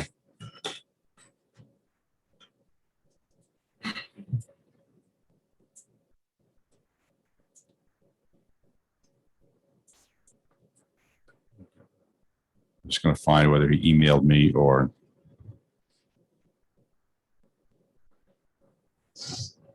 Mr. Ogden, Deputy Commissioner of the New Hampshire Department of Labor. I apologize. He had to unfortunately leave. The one concern we have, this is a quote, the one concern we have on this is if the Fed raises the tipped rate, period. It will cause confusion, and we, the DOL, would not be able to directly address those that do not pay the raised amount. They would run afoul of the feds, but we would not be able to address it. So I'm going to try to get clarification for what that is based on my last question I just asked. And I will have Mr. Ogden email everyone. Mr. Vice Chairman. I don't know if you would prefer that I wait. I did have a lengthy conversation with Mr. Ogden a couple years ago on this topic. And I think at this point, you really can't testify. We can't all, so in an executive session that could come up, but I hope to get some clarification from Mr. Ogden in an email to all of us to follow up on his testimony he was not able to get. And then you'd all be able to answer questions. Representative Sullivan. Since we can't go back and forth with Mr. Ogden on email due to right to know, would it be appropriate for him to come to the executive session it's a little bit unorthodox to testify, but since it seems like he's got concerns and we're not really clear about them, that would be a public meeting, and he could we could ask him to clarify at that point. I think we can do both. If anyone has, I will ask him to, anyone can, based on what I just said, anyone is able to contact him individually to get a question answered. I have no problem with having a department head here to speak at the beginning part of an executive session. I've done it before, and it's proven to be appropriate and positive, so I can do that. Thank you. Any other questions before I close the hearing on Senate Bill 137? Seeing none, thank you. Session on 137 is over. We will open the hearing on Senate Bill 123 relative to employer payment for required COVID testing. For all the representatives, Senate Bill 123 had a significant amendment. Make sure you are reviewing the amendment when we have the discussions. I only have one individual signed up to testify. That is Senator Sue Prentice from Senate District 5. Senator, are you with us? Good afternoon, Chairman Infantine. I am with you. I am very sorry for the wait. Oh, it certainly it's fine. We've all been at that side, waiting. So it's all good. Thank you. So if you're all set, I'll get started. Yes, please. So good afternoon. For the record, my name is Suzanne Prentice. I'm the state senator for District 5 and Chairman Infantine. I'm also a fellow Purple Knight. You and I are both graduates of the class of 1986. So I wanted to just give a shout out to St. Mike's and also greetings to two reps from my district, Representative Adjutant and Representative Sullivan. I am here today to introduce Senate Bill 123, and this is relative to the employer payment of required COVID-19 testing. This is a bill that I worked on with Senator Tom Sherman. We both had received concerns from constituents who were being required to have a COVID-19 test to either return to work or as a condition of employment, but they did not have insurance or the means they didn't have insurance or the means to pay for it. Again, this was a requirement. So we actually talked with some representatives from the industry as well as the insurance department and thought that the best way to do this, and that's how this amendment came about, was to align this under Chapter 275, which is the protective legislation, to read that it shall be unlawful for an employer as defined in RSA 275-4 to require any employee or applicant for employment to pay the cost of a COVID-19 test as a condition of employment. I think it's important to note that this is important for the workforce. And I just heard some of the last testimony about, a workforce and wages and tipped workers. And I just want to think about it in somewhat of that framework, as well as this is good for members of the public and our customers to know. And I've often noted right now when I might pull up to a certain restaurant locally for takeout, that there is a sign that says, we are a safe workplace. Our employees are screened, they're tested. I think this is a consumer confidence and a workforce issue or workforce protection at the same time. So with that, I am happy to take any questions to the best of my ability. And if I don't have the answer, I'd be happy to get back to you. Thank you. Thank you, Senator. Are there any questions here in the LOB? Senator Sullivan, you recognize. Thank you, Mr. Chairman. Thank you, Senator Prentice. I did read the original version of the bill. It's far more complex than the current version as amended. Was the purpose of amending this just to accomplish the same thing in a much simpler way? Thank you for the question, Representative Sullivan. Exactly. In fact, this was originally part of Senate Bill 132, which was an omnibus COVID bill. And we realized that 123 was asking for the same thing, but in a more complex way. So we amended it out of the other bill, came over here, and I joined Senator Sherman. So thank you for the question. Exactly. Thank you. Yes, thank you. It's much easier to read. Any questions online? Senator Cahill. Thank you for the promotion, Mr. Chair. Can I get a raise with that? Well, probably not. Thank you, Senator Prentice, for taking my question. I also read the original bill, which talked about a co-payment waiver so that the employee wouldn't have to pay the cost. With this amended bill, who does pay the cost?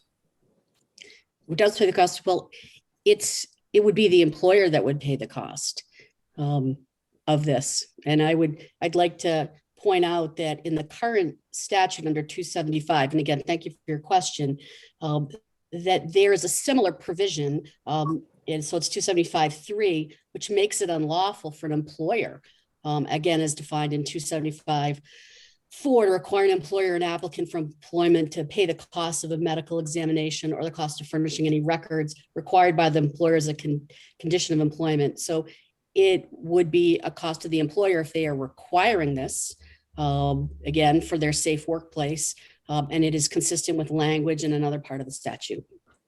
Thank you very much. You're welcome. Senator Huff, you recognize. Well, I'm sorry, thank you, Representative Chair, Huff. for the promotion. Wow. Senator Prentice, my question is, it's my understanding that if an employer is going to ask for a test, that they're expecting to find out the results of that test. And I bring that up because it's also my understanding that HIPAA would prohibit an employer from getting any information medical that the employee didn't want released to them.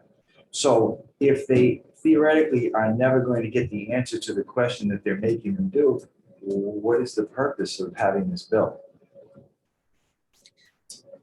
Representative, thank you for your question. So I think HIPAA, theoretically, I don't think that HIPAA crosses this, because if you've consented and you are agreeing as a condition of this is a condition of employment, and that information would have to be shared, but I can confirm that.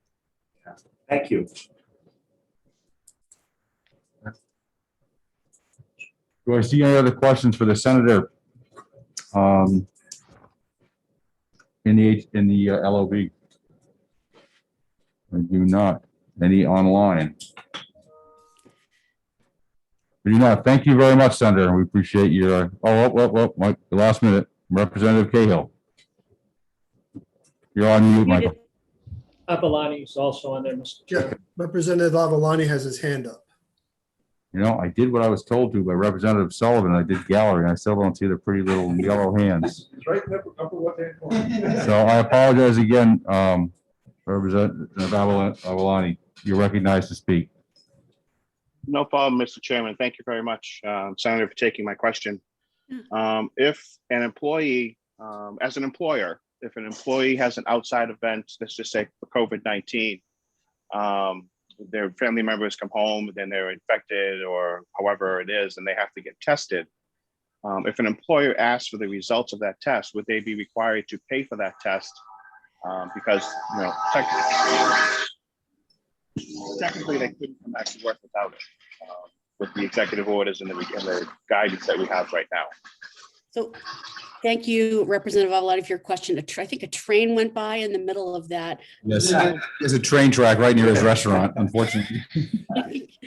That's an excellent question. I mean, if they have had, I think we could probably take a step further to clarify this. If they went to an outside event that was not work-related, as people do, and they were potentially exposed and got tested, it's their, there's a difference between whether you're requiring this or not. So let's say you're not requiring this, but you ask them as a courtesy to share the result. But this is making it, unlawful for the payment if you require them to take the test. So if you say, I'm requiring you to do this, and they haven't already taken it, then it would be up to you. But I think, let me talk to the Assistant Commissioner over at Labor and see what his opinion would be on that. I'd be happy, Chairman Infantine, I don't know if you want me to get back to you or directly to Representative Avenatti, but I'd be happy to clarify that. That's an excellent question.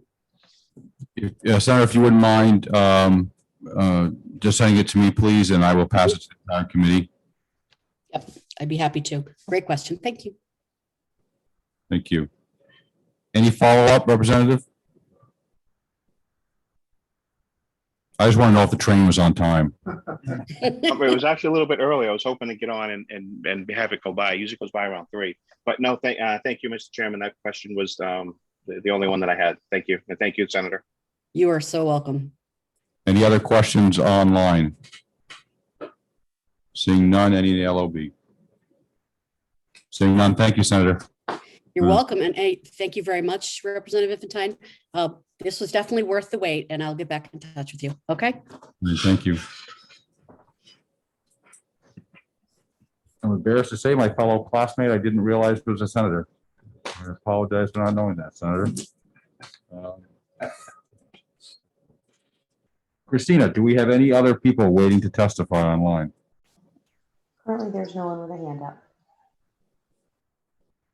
I'm sorry, as I'm getting older, I'm getting deaf. I did not hear you. No other hands. Thank you. Thank you. All right, seeing no other people willing to testify, I'm going to close the hearing on Senate Bill 123. Any other business of a committee nature that anyone would like to bring up or ask of the chair? Any questions here in the LOB?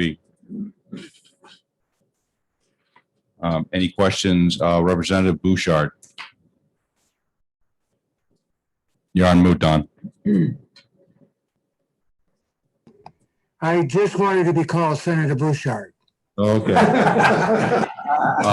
There. I will let you know that I will unfortunately be traveling the next few weeks, and I will not be here the next a few Wednesdays or Thursdays. So you'll be hearing from probably Representative Seaworth about when the executive session is going to be.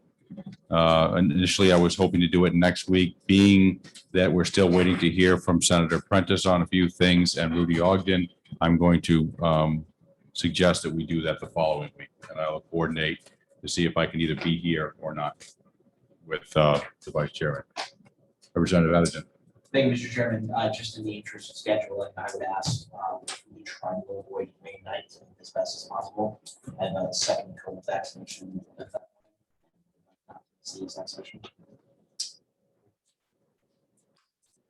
Let's just look at a calendar real quickly here. I want to get back to Thursdays. This was done on a specific Wednesday. I did talk to Representative Baruti to make sure he could make it, because I know Thursday seems to be the best day for everyone that we discussed at the beginning of the year. I was trying to accommodate the Department of Labor as well. The 19th is a Wednesday. My goal would be to do this either the 26th or the 27th, or either the 20th or the 27th, probably. If we do the 27th, it's the last, it has to be done that day. That if we do that, we're pushing it. It has to be done by the 29th or the 28th. One concern that I would have about the 20th. Yep.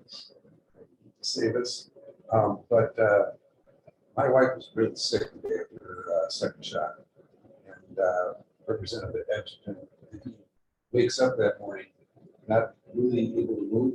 I won't be able to get up. Understood. I don't want to be a situation where votes go a different way because people can't make it, especially because of getting their shots. So let's aim for the 26th or the 27th, and we will let you know exactly which date, okay? Thank you. All right. Any questions online, folks? All right, Senator Bouchard, thank you. Appreciate it. We'll catch you guys next week. And Representative Susie, I just don't have an answer for you yet. As soon as I get one, I'll call you. Thank you, Mr. Chairman. All right. Have a good day, everyone.